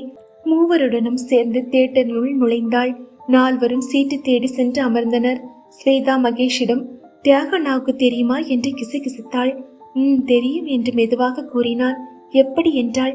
ஸ்வேதா, படம் முடிஞ்சு போய் டீட்டெயிலா கேட்டுக்கோ, நாங்க படம் பார்க்கணும், அமைதியா இரு என்று தியாகு சொல்லவும் வாயை மூடிக்கொண்டாள். இடைவேளை விட்டதும் 4 பேரும் கூல்ட்ரிங்க்ஸ் வாங்கி வரவா என்று மகேஷ் கேட்டான். அவர்கள் இருவரும் சரி என்று சொல்ல ஸ்வேதா மட்டும் எனக்கு ஐஸ்கிரீம் தான் வேணும் என்று சொன்னாள். மகேஷ் சென்று ஒரு ஐஸ்கிரீமும் 3 பெப்சியும் வாங்கி வந்தான். அதற்குள் படம் போட்டு விட்டதால் சாப்பிட்டு கொண்டே பார்த்தனர். திடீரென்று ஸ்வேதா, மகேஷ் எனக்கு ஐஸ்கிரீம் போதும் என்றாள். ஏன், பாதி தானே சாப்பிட்ட, சாப்பிடு என்றான். இல்ல, இப்ப எனக்கு கூல்ட்ரிங்க்ஸ் வேணும் என்று சினுங்கினாள். இப்ப எங்க போய் வாங்கிட்டு வருது என்றவன் சட்டென்று புரிந்தவனாய் அவன் கையிலிருந்த பெப்சி அவளுக்கு கொடுத்துவிட்டு அவள் கையிலிருந்த ஐஸ்கிரீமை வாங்கி கொண்டான். அவளை திரும்பி பார்த்தான். அவளோ எதையும் கவனிக்காதவள் போல கையிலிருந்த பெப்சியை உறிஞ்சு கொண்டிருந்தாள். அவன் சிரித்து கொண்டே ஐஸ்கிரீமை சாப்பிட்டான்.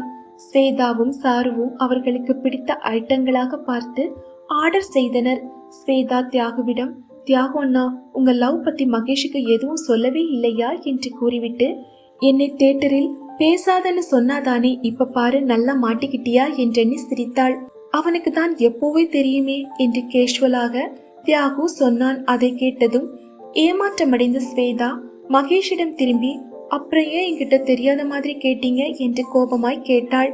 இல்ல, நீதான் லவ்னாலே பிடிக்காதுன்னு சொன்னியே, அதுதான் என்ன நினைக்கிறேன்னு பார்க்கலான்னு கேட்டேன் என்றான். அதற்குள் அவர்கள் ஆர்டர் செய்திருந்த ஐட்டங்கள் எல்லாம் வந்துவிட சுவாரஸ்யமாய் பேசியபடி சாப்பிட்டனர். சாப்பிட்டு விட்டு வீட்டுக்கு கிளம்பினர். தெருமுனை வந்ததும் தியாகு வண்டியை ஓரமாக நிறுத்தி மகேஷும் நிறுத்தினான். ஏண்டா இங்கேயே நிறுத்திட்ட என்றான் மகேஷ். இல்லடா, சாருவை இங்கேயே இறக்கிவிட்டு அவ இப்பதான் வீட்டுக்கு வர மாதிரி செஞ்சிடலாம். சாரு மெல்ல நடந்து வா, இப்பதான் வர மாதிரி காட்டிக்கோ, என்னை மாட்டி விட்டுடாத தாயே என்று கூறியபடி அவளை இறக்கிவிட்டு வண்டியை எடுத்துக்கொண்டு வீட்டுக்கு பறந்து விட்டான். மகேஷும் சிரித்துக்கொண்டே அவன் பின்னால் சென்று விட்டான். மாலையில் பீச்சுக்கு சென்றதும் தியாகுவும் சாருவும் தனியே பிரிந்து சென்று விட்டனர். மயில் கழுத்து நிற சுடிதாரில் தேவதையாய் மின்னிக்கொண்டு சரிந்து விழும் துப்பட்டாவை சரி செய்தபடி வரும் ஸ்வேதாவை பார்த்து கொண்டு வந்த மகேஷ், எப்படி ஸ்வேதா, என் கேரக்டர்ஸ் பிடிச்சுதான் லவ் பண்ணினேன்னு சொன்ன என்று கேட்டபடி அவளுடன் நடந்தான். என்னை பத்தி உங்களுக்கு தெரியுமே, புரிஞ்சுக்கிட்டு பிடிச்சிருந்தாதான் லவ் பண்ணணும்னு நினைச்சேன். ஆனா ஃபர்ஸ்ட் பார்த்தப்பவே உங்க மேல எனக்கு ஒரு கிரேஸ், யூனோ, நான் உங்களை பார்த்துக்கிட்டே இருந்தேன் என்றவளை இடம் மறித்து, இல்லை, நான் பதில் சொன்ன உடனே உள்ளுக்குள்ள ஓடிட்டே என்று புருவம் சுருக்கி அவன் கேட்க, ஓஹோ, அதுக்கு முன்னாடியே நான் உங்களை பார்த்தேனே என்றாள். எங்கே என்று ஆச்சரியத்துடன் கேட்டான். அப்படியே அவர்கள் உட்கார்ந்தனர். அன்னைக்கு நாங்க போன பஸ் சிக்னலுக்கு வெயிட் பண்ணிட்டு இருந்தப்ப நான் சும்மா வேடிக்கை பார்த்துட்டு இருந்தேனா, அப்போ சைடுல நீங்களும் சிக்னலுக்காக வெயிட் பண்ணிட்டு இருந்தீங்க. எனக்கு பார்த்த உடனேயே பிடிச்சு போச்சு. சிக்னல் கிடைச்சு நீங்க போனதும் எனக்கு ரொம்ப ஏமாற்றமா போயிடுச்சு தெரியுமா என்றாள். மேலும் தொடர்ந்து, எனக்கு வர ஹஸ்பண்ட் இப்படித்தான் இருக்கணும்னு நினைச்சு வச்சிருந்தேன் என்றவளை இடம் மறித்து, எப்படி என்றான். பொண்ணுங்க பின்னாடி சுத்தக்கூடாது, சைட் அடிக்கலாம் தப்பில்ல, ஆனால் போய் வழிய கூடாது. நான் இப்படியெல்லாம் தான் உனக்கு எப்படி தெரியும்? தியாகு உன்னோட ஃப்ரெண்ட் இப்படித்தான் இருப்பாங்கன்னு தெரியாதா என்ன? சரி, அப்புறம் என்ன குவாலிஃபிகேஷன் வேணும்? ரொம்ப தைரியசாலியா இருக்கணும், என்ன பூ மாதிரி வச்சு தாங்கணும், ஆனா ஓவரா ஐஸ் வச்சு உருக்க கூடாது. முக்கியமா என் மேல சந்தேகப்படக்கூடாது. எந்த ஒரு சிச்சுவேஷன்லயும் என் மேல இருக்கிற நம்பிக்கையில 1% கூட குறையக்கூடாது. அப்புறம் கொஞ்சமாவது அழகா இருக்கணும். எல்லா விஷயத்திலையும் கரெக்டா இருந்தது, இந்த ஒரு விஷயத்தில் மட்டும்தான் ஏமாந்துட்டேன் என்று பாவமாய் முகத்தை வைத்து கொண்டு கூறியவளை பார்த்து முறைத்தபடி அவன் கையை ஓங்க அவன் தோளில் முகம் புதைத்து கொண்டாள்.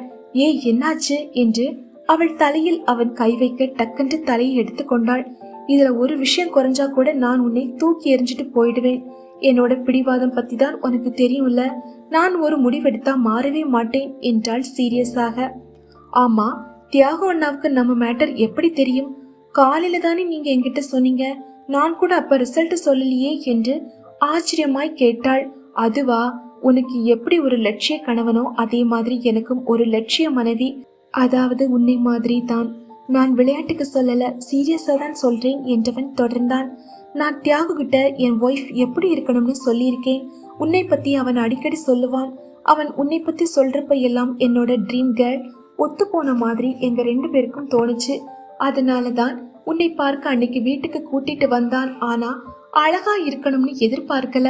அதற்காகவோ என்னவோ தேவதை மாதிரி நீ கிடைச்சிட்ட என்றவன் திடீரென்று அவள் கையை பிடித்து கொண்டு I love you too much Shweta என்றான். அவளுக்கு உடனே வெட்கம் வந்துவிட்டது.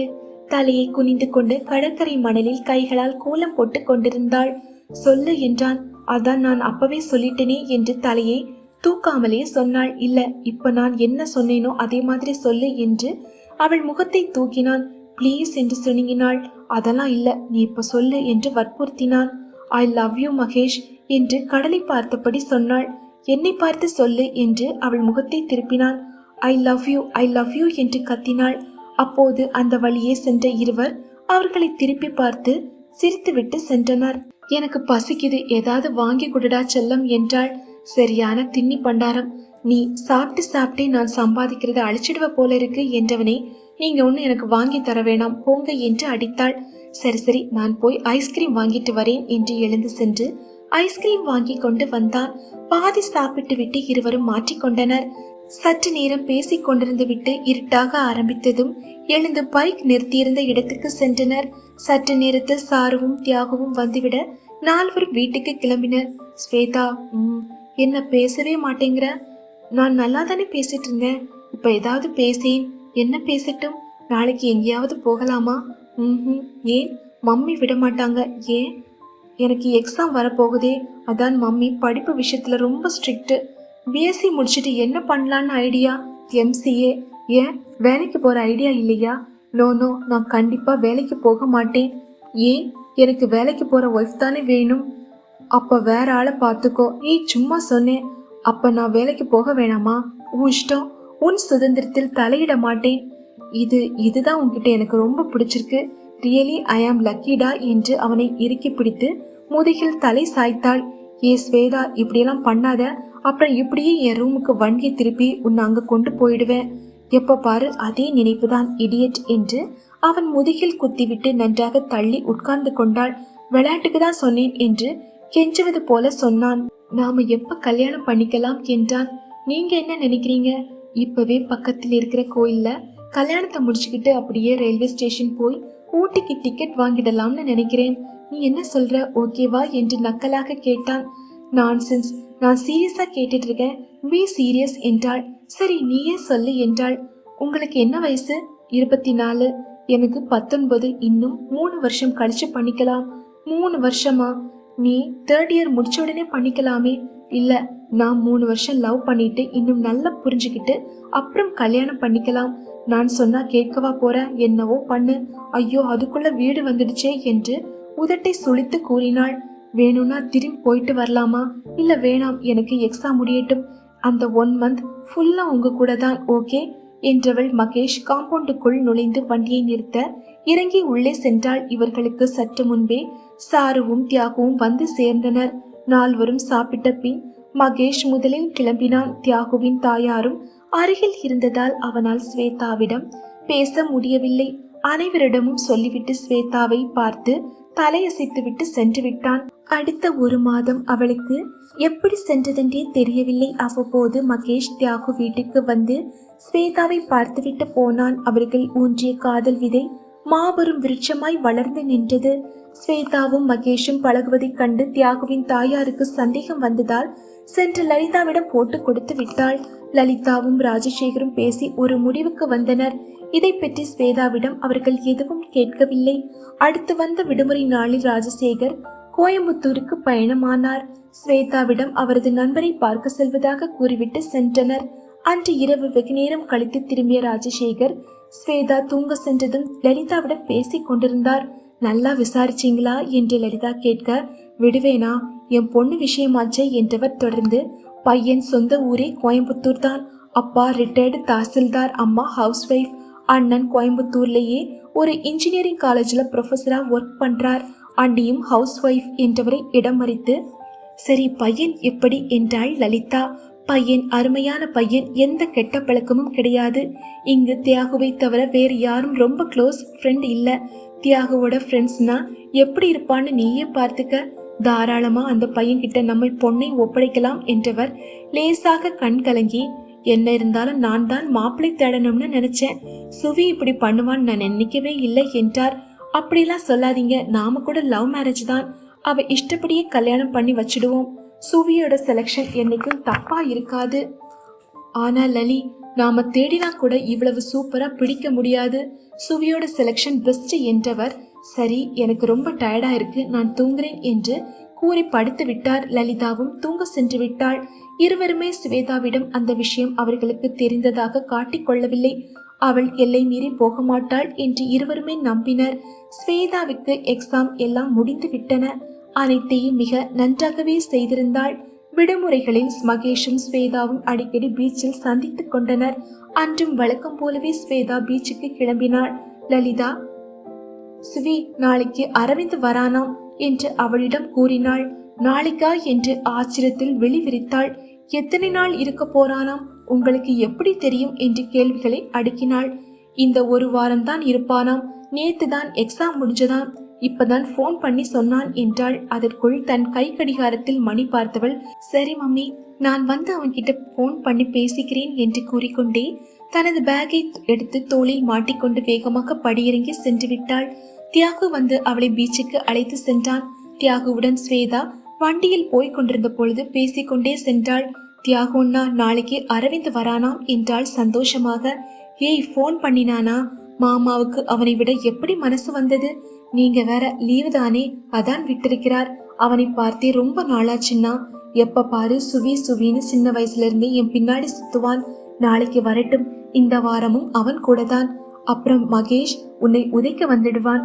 மகேஷ் நாளைக்கு கோயம்புத்தூர் போறாரே, அவரோட அன்னைக்கு வளை காப்பாம், ஒரு வாரம் விட மாட்டாங்கன்னு சொன்னார் என்றவளை இடம் மறித்து, அட ஆமாம், நானும் மறந்தே போய்விட்டேன், என் கூட உன்னை கூட்டிட்டு வர சொல்லி கம்பல் பண்ணினான். ஆனா கடைசியில் ஆபீஸ் விஷயமா இந்த 2 வாரமும் நான் பெங்களூர்ல இருந்தாகணும்.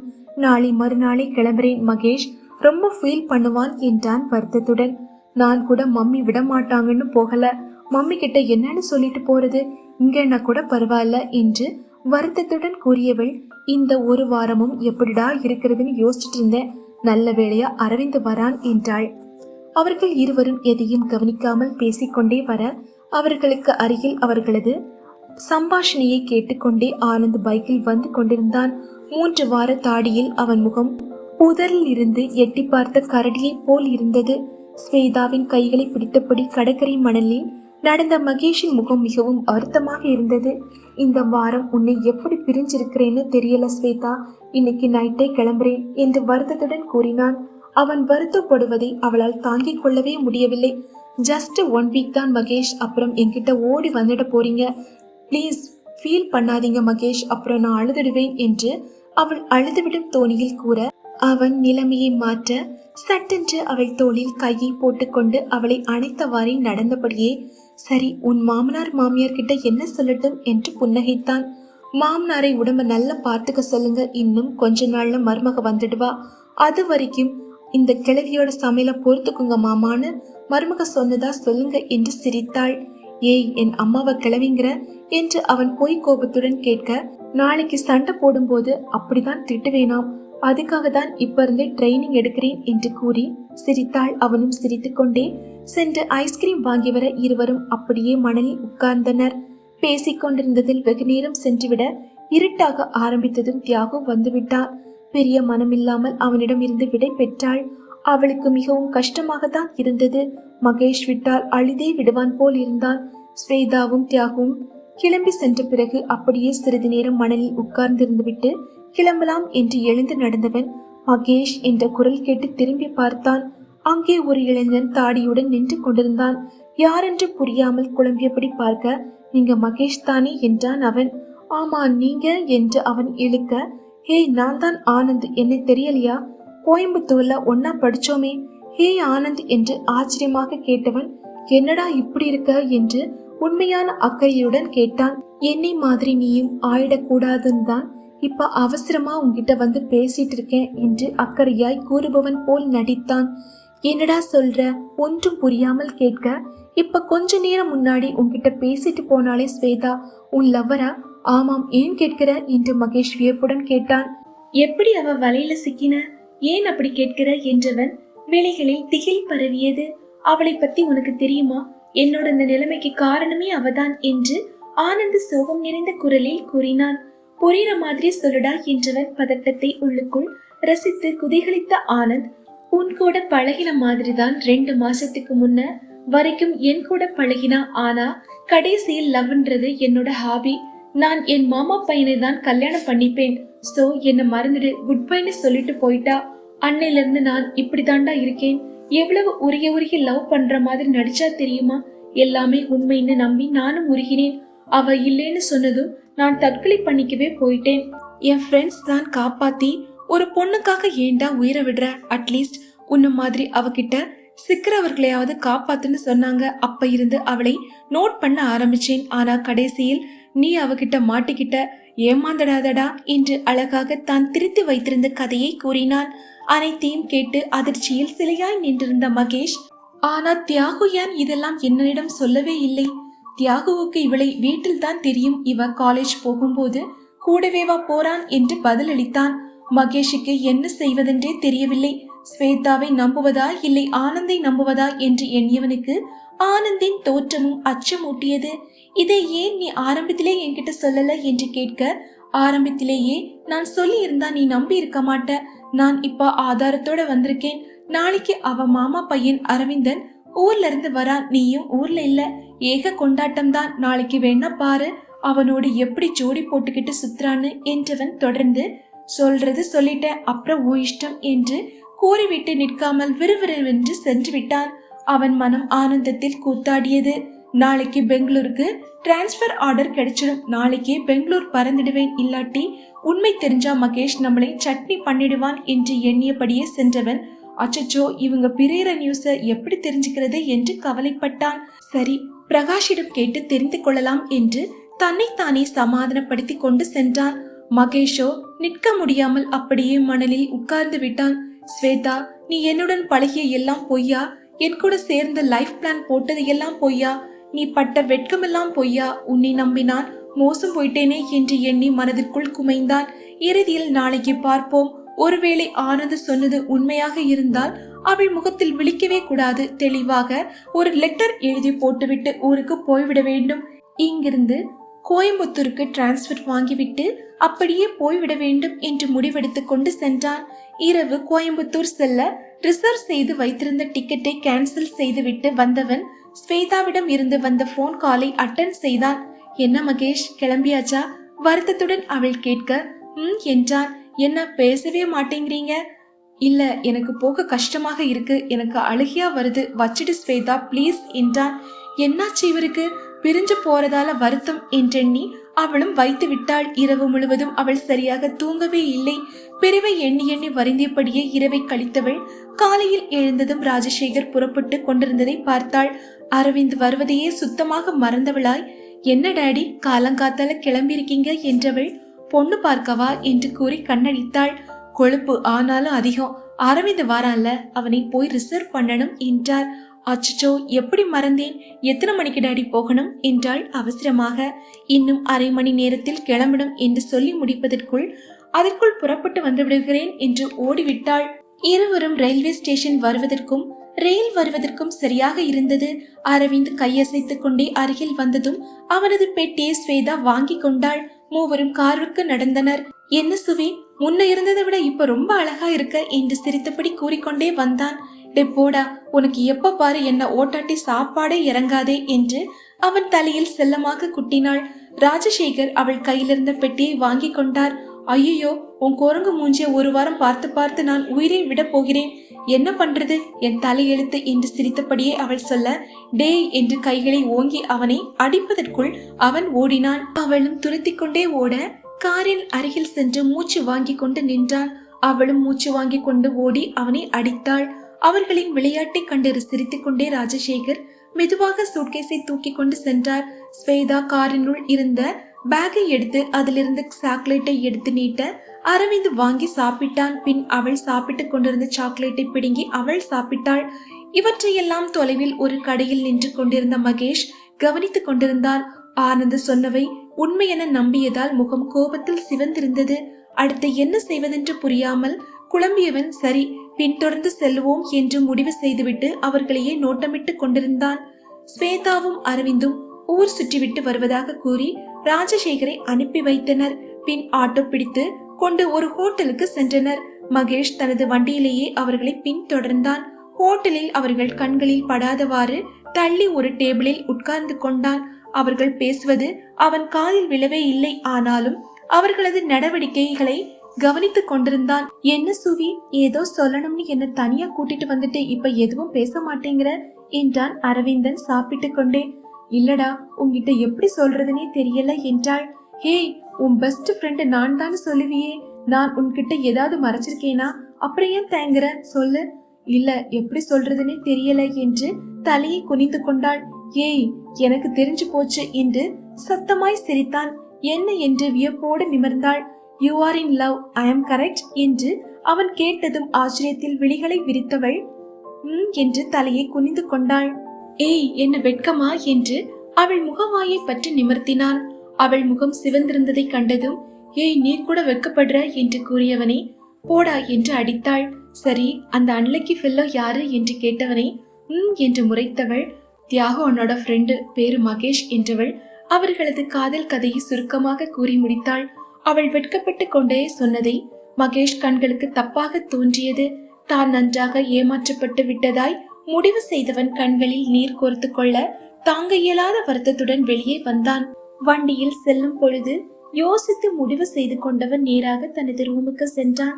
இதயத்தை அழுத்திய பெரும் சோகம் காரணமாக கண்களில் வழிந்த நீரை துடைத்தபடியே வார்த்தைகளை தேடி பிடித்து இல்லன்ஸ் கவரில் எழுதி கொண்டிருந்தான்.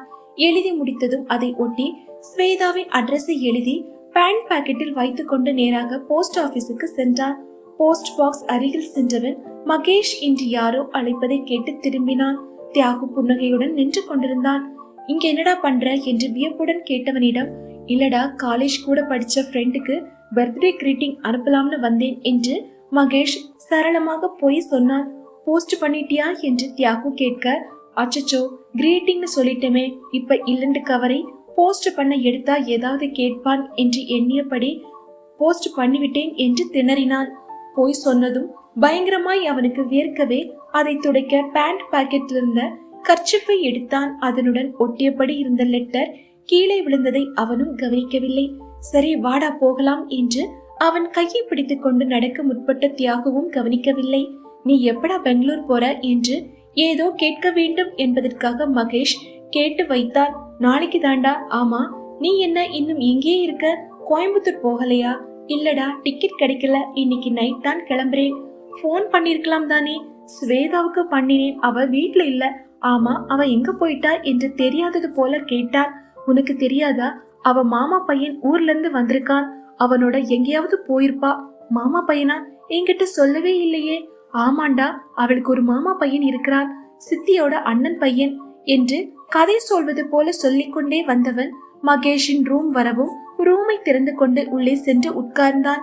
அவனுக்கு அருகில் அமர்ந்து கொண்ட மகேஷ், என்ன படிக்கிறான்? அவனை பத்தி ஸ்வேதா எதுவும் சொன்னதில்லையே என்றான். அவன் மறந்திருப்பா, சின்ன வயசுல இருந்து 2 பேருமே ரொம்ப க்ளோஸ். என்னை விடவே அவளுக்கு அவன் தான் க்ளோஸ்னு பாரேன். ஆனா அவளை விட 1 வயசு சின்னவன். PR ஃபர்ஸ்ட் இயர் படிக்கிறான். 2 பேரும் சொந்தக்காரங்க மாதிரியே பழக மாட்டாங்க, ஃப்ரெண்ட்ஸ் மாதிரி தான் பழகுவாங்க. அதுவும் இல்லாம அவளுக்கு தம்பி இல்லா குறைக்கு அவன் இருக்கிறதா சுவி சொல்லுவா. இப்ப கூட பாரேன், அவர் வந்த கொஞ்ச நேரத்துக்குள்ளேயே உங்க லவ் பத்தி சொல்லியிருப்பா என்று அவன் சொல்லி கொண்டிருக்க மகேஷ் சாக்கடித்தாற் போல் அமர்ந்திருந்தான். சாரிடா, சாரு சினிமாவுக்கு போகலாம்னு சொல்லியிருந்தா, நாங்க போறோம், நீயும் வரியா என்று தியாகு கேட்டான். இல்லடா, நீ போயிட்டு வா என்று மகேஷ் சொன்னதும் சரி வரேண்டா என்று கூறிவிட்டு சென்று விட்டான். மகேஷுக்கு ஆனந்தை எண்ணி எண்ணி ஆத்திரம் பொங்கியது. அடப்பாவி, என் வாழ்க்கையை நாசமாக்க பார்த்தியே, கையில கிடைச்சா தொலைஞ்சடா என்று எண்ணியவன், நல்ல வேளை போஸ்ட் பண்ணல, அதை எடுத்து முதல்ல கிழிச்சு போடணும் என்று எண்ணியபடி பேண்ட் பாக்கெட்டினுள் கையை விட்டவன் அதிர்ந்தான். லெட்டரை காணவில்லை. ஐயோ, எங்க விட்டேன் என்று ரூம் முழுவதும் தேடினான். அங்கு கிடைக்காமல் போகவே வழியெங்கும் தேடிக்கொண்டே போஸ்ட் ஆபீஸ் வரைக்கும் சென்றான். அவனுடைய தலையெழுத்து அவர்கள் இருவரும் அங்கிருந்து சென்றதும் லெட்டர் போஸ்ட் செய்ய வந்த ஒரு பெண் கீழே கிடந்த மகேஷின் கடிதத்தை பார்த்து, ஐயோ பாவம், போஸ்ட் பண்ண வந்ததை மிஸ் பண்ணிட்டாங்க போல என்று நினைத்து கொண்டு அதையும் எடுத்து போஸ்ட் செய்து விட்டாள். மகேஷ் வந்து தேடிய போது அங்கேயும் அவனுக்கு கிடைக்கவில்லை. எங்கு விட்டோம் என்று குழம்பிக் கொண்டே இருந்தவன் சரி போஸ்ட் செய்யலதான், ஸ்வேதா கைக்கு கிடைக்காது என்று தன்னைத்தானே சமாதானப்படுத்திக் கொண்டு அன்று இரவு கோயம்புத்தூருக்கு கிளம்பினான்.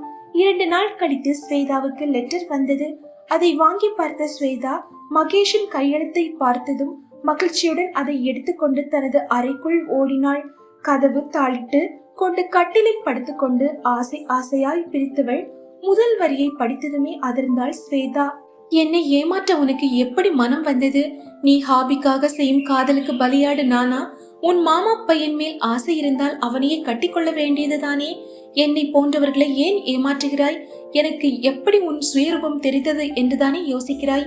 இதற்கு முன்பு உன்னால் ஏமாற்றப்பட்டானே ஆனந்த், அவன் சொல்லித்தான் என்னை காப்பாற்றினான். உன் முகத்தில் விழிப்பதே பாவம் என்று எண்ணுகிறேன். You are a cheat. I hate you. Really, I am mad because I love you. எதிரியை கூட மன்னிக்கலாம், ஆனால் துரோகியை மன்னிக்க முடியாது. நீ ஒரு துரோகி. உன்னை நான் மன்னிக்கவே மாட்டேன். இப்படிக்கு உன்னால் ஏமாற்றப்பட்டவர்களில் ஒருவனான மகேஷ். படித்ததும் ஸ்வேதாவுக்கு எல்லாம் புரிந்துவிட்டது. ஆனந்த் தன்னிடம் நன்றாக விளையாடி விட்டான் என்பதை புரிந்து கொண்டதும் அவளுக்கு அழுகை பொங்கியது. மகேஷ் அவன் சொன்னதையெல்லாம் நம்பி விட்டானே, என் மேல் சந்தேகப்பட்டுட்டானே. எத்தனை முறை சொன்னேன் எனக்கு வருகிறவன் முக்கியமாக என் மேல் சந்தேகமே படக்கூடாதுன்னு. பலவாறாக எண்ணி எண்ணி அழுது கொண்டே இருந்தவள் அன்று முழுவதும் சாப்பிடவே இல்லை, யாருடனும் சரியாக பேசவும் இல்லை. லலிதா, ராஜசேகர், அரவிந்த் மூவருக்கும் ஒன்றும் புரியவே இல்லை. இருந்தாலும் அவளிடம் எதுவும் கேட்கவில்லை. மகேஷுடன் இருந்த நாட்களின் ஞாபகத்துக்கு வந்து வந்து மேலும் மேலும் துன்பப்படுத்தி கொண்டிருந்தன.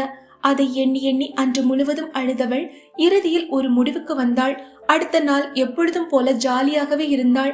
வீட்டில் யாருக்கும் ஒன்றும் புரியவில்லை. ஆனால் அவள் செய்தால் நிச்சயம் தப்பாக எதுவும் செய்ய மாட்டாள் என்று அவர்கள் உறுதியாக நம்பினர்.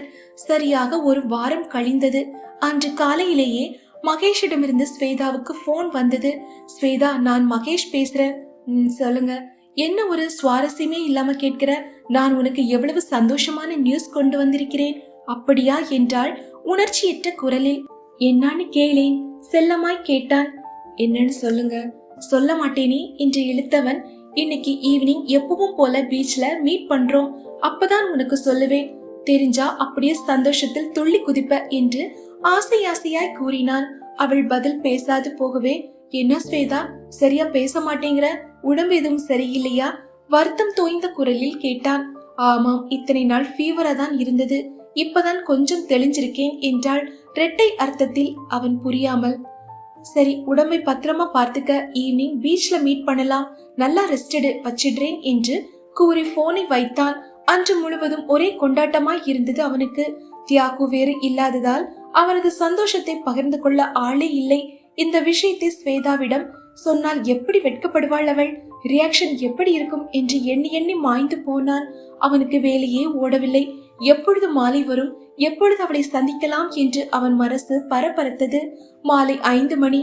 மகேஷ் டிப்டாப்பாய் கிளம்பி பீச்சுக்கு வந்து விட்டான்.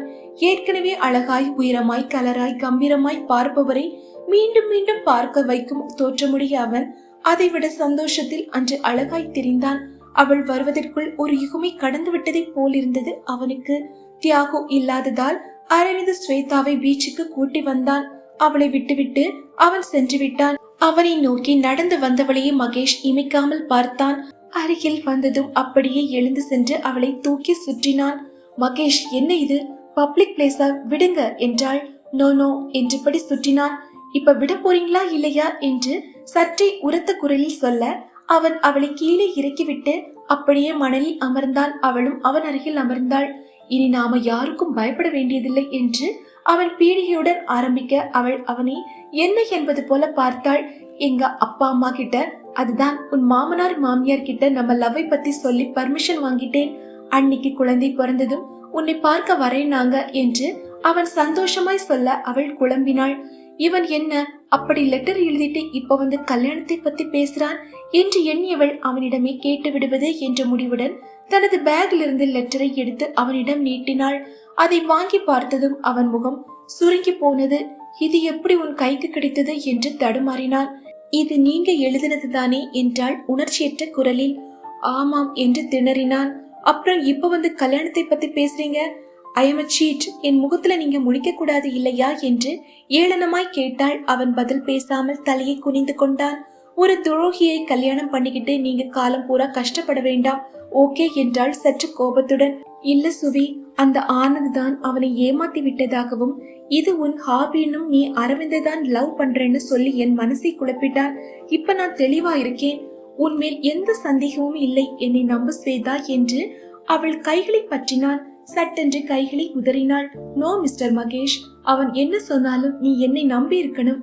நான் எத்தனை தடவை படிச்சு சொன்னேன், எனக்கு வர ஹஸ்பண்ட் என்னை கொஞ்சம் கூட சந்தேகப்படக்கூடாதுன்னு என்றவளை இடமறித்து, இல்ல ஸ்வேதா, அவன் சொன்னப்ப நான் முழுசா நம்பல என்று கண்களில் அவன் நீரோடு சொல்ல, ஓஹோ, நம்பாம தான் இப்படி லெட்டர் போட்டீங்களா என்று அவள் ஏளனமாக கேட்டாள். இல்லை என்று இழுத்தவன் குரலை மெதுவாக்கி கொண்டு, அரவிந்த் ஊர்ல இருந்து வந்தப்ப நீயும் அவனும் ரொம்ப க்ளோஸா பேசிட்டு போனதை பார்த்து ஒருவேளை அவன் சொன்னது உண்மையோன்னு நினைச்சிட்டேன் என்றாள்.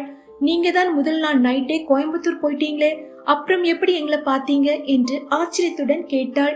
இல்ல, ஆனந்த் தான் நாளைக்கு அரவிந்த் வரான், நீ வேணா போய் பாரு, அவங்க பழகிறதுன்னு சொன்னான். அதனால் தான் கோயம்புத்தூர் போகல, அரவிந்த் வந்தப்ப வந்து பார்த்தேன் என்று குற்ற உணர்ச்சியோடு சொன்னான். அடடா, என் மேல் சந்தேகம்தான் பட்டீங்கன்னு நினைச்சேன், வேற பாத்தீங்களா என்று இகழ்ச்சியுடன் சொன்னவளை இடமறித்து அவன் ஏதோ சொல்ல வாயெடுக்க அவள் வெயிட் என்று கையை உயர்த்தியபடி, இப்பவே எவனோ சொன்னதை கேட்டு என்னை இவ்வளவு சீப்பா நினைச்சிட்டீங்க. நீங்க நாளைக்கு நம்மளுக்கு கல்யாணம் ஆன பிறகு இதே மாதிரி எவனோ சொன்னான்னு சந்தேகப்பட மாட்டீங்கன்னு என்ன நிச்சயம்? அவன் சொன்னப்ப நீங்க நம்பலனாலும் உடனே வந்து என்கிட்ட கேட்டிருக்கணும். அப்போ வந்து என்கிட்ட ஸ்வேதா, அவன் அப்படி சொல்கிறான், அது உண்மையா அப்படின்னு கேட்டிருந்தா கூட எனக்கு உங்க மேல இருக்கிற காதல் குறைஞ்சிருக்காது. என்கிட்ட நீங்க எதையும் மறைக்கலன்னு சந்தோஷப்பட்டிருப்பேன். ஆனா நீங்க ஊருக்கு போறேன்னு போய் சொல்லிட்டு வேவு பார்க்க வந்திருக்கீங்க. இதுல இருந்தே உங்க சந்தேக புத்தி நல்லா தெரியுது. எதை வேணாலும் மாத்தலாம், ஆனால் 2 பேருக்குள்ள சந்தேகம்னு ஒண்ணு வந்துட்டா லைஃபே ஸ்பாயில் ஆயிடும். இப்பவே நேரடியா கேட்காம வேவு பார்த்த நீங்க பின்னாடி இதே மாதிரி பண்ண மாட்டீங்கன்னு என்ன நிச்சயம் என்று சீறினாள். பிளீஸ் என்ன நம்ப ஸ்வேதா, இனிமேல் நான் அப்படி இருக்க மாட்டேன் என்று கெஞ்சினான். இல்ல மகேஷ், அப்படியே நீங்க இனி சந்தேகப்பட மாட்டீங்கன்னு கூட என்னால உங்க கூட சந்தோஷமா இருக்க முடியாது. நான் எதையும் அவ்வளவு ஈஸியா மாற மாட்டேன். இதை எப்படி என்னால் மறக்க முடியும்? லைஃப் ஃபுல்லா என்ன இருந்தாலும் என்னை சந்தேகப்பட்டவன் தானேன்னு எனக்கு உறுத்திக்கிட்டே இருக்கும். அப்படி ஒரு உறுத்தலோடு என்னால் உங்களோட குடும்பம் நடத்த முடியுமா என்றவளை இடமறித்து, பிளீஸ் ஸ்வேதா, நல்லா யோசிச்சு பாரு, என்னால உன்னை மறக்க முடியாது என்று கண்களில் நீரோடு கெஞ்சினான். நோ மகேஷ், இனிமே யோசிக்கிறதுக்கு எதுவுமே இல்ல. காதலுங்கிறது கண்ணாடி மாதிரி, அதை கேர்ஃபுல்லா ஹேண்டில் பண்ணணும். ஆனா நீங்க சந்தேகங்கிற கல்லால அடிச்சு உடைச்சிட்டீங்க. இனிமேல் எப்பவும் ஒட்டவே ஒட்டாது. உங்க அம்மா அப்பா பார்க்கிற பொண்ணை கல்யாணம் பண்ணிக்கிட்டு அவளையாவது சந்தேகப்படாம சந்தோஷமா இருங்க. நான் என்னை பத்தி முழுசா தெளிவா சொல்லி என்னை புரிஞ்சுக்கிற ஒருத்தனை தான் கல்யாணம் பண்ணிக்குவேன்.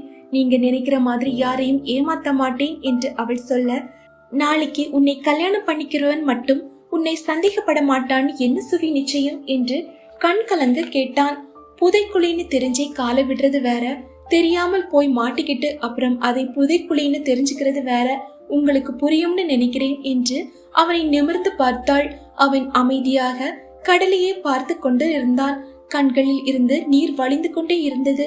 அழாதீங்க மகேஷ், ஆம்பளை என்னைக்குமே அழக்கூடாது என்றவள், நாம வேணா இனி ஃப்ரெண்ட்ஸா இருக்கலாம், ஆனால் கல்யாணம் உங்களுக்கும் சரி எனக்கும் சரி நிறைய வேதனையை கொடுக்கும். சோ நாம நிரந்தரமா பிரிஞ்சிடலாம். உங்க மனசுல இருந்து ஸ்வேதாங்கிற பெயரை பிரிச்செடுத்து எரிச்சிடுங்க. குட் பை என்று கூறிவிட்டு எழுந்து விறுவிறுவென்று நடந்து சென்றாள். அவள் செல்வதையே அமைதியாய் பார்த்து கொண்டிருந்தாள். கண்களில் கண்ணீர் வழிந்து ஓடியது. உங்களுக்கு கதைகள் கேட்க பிடிக்கும் என்றால் சேனலை சப்ஸ்கிரைப் செய்து வைத்துக் கொள்ளுங்கள். மீண்டும் ஒரு புதிய கதையில் சந்திக்கலாம். நன்றி, வணக்கம்.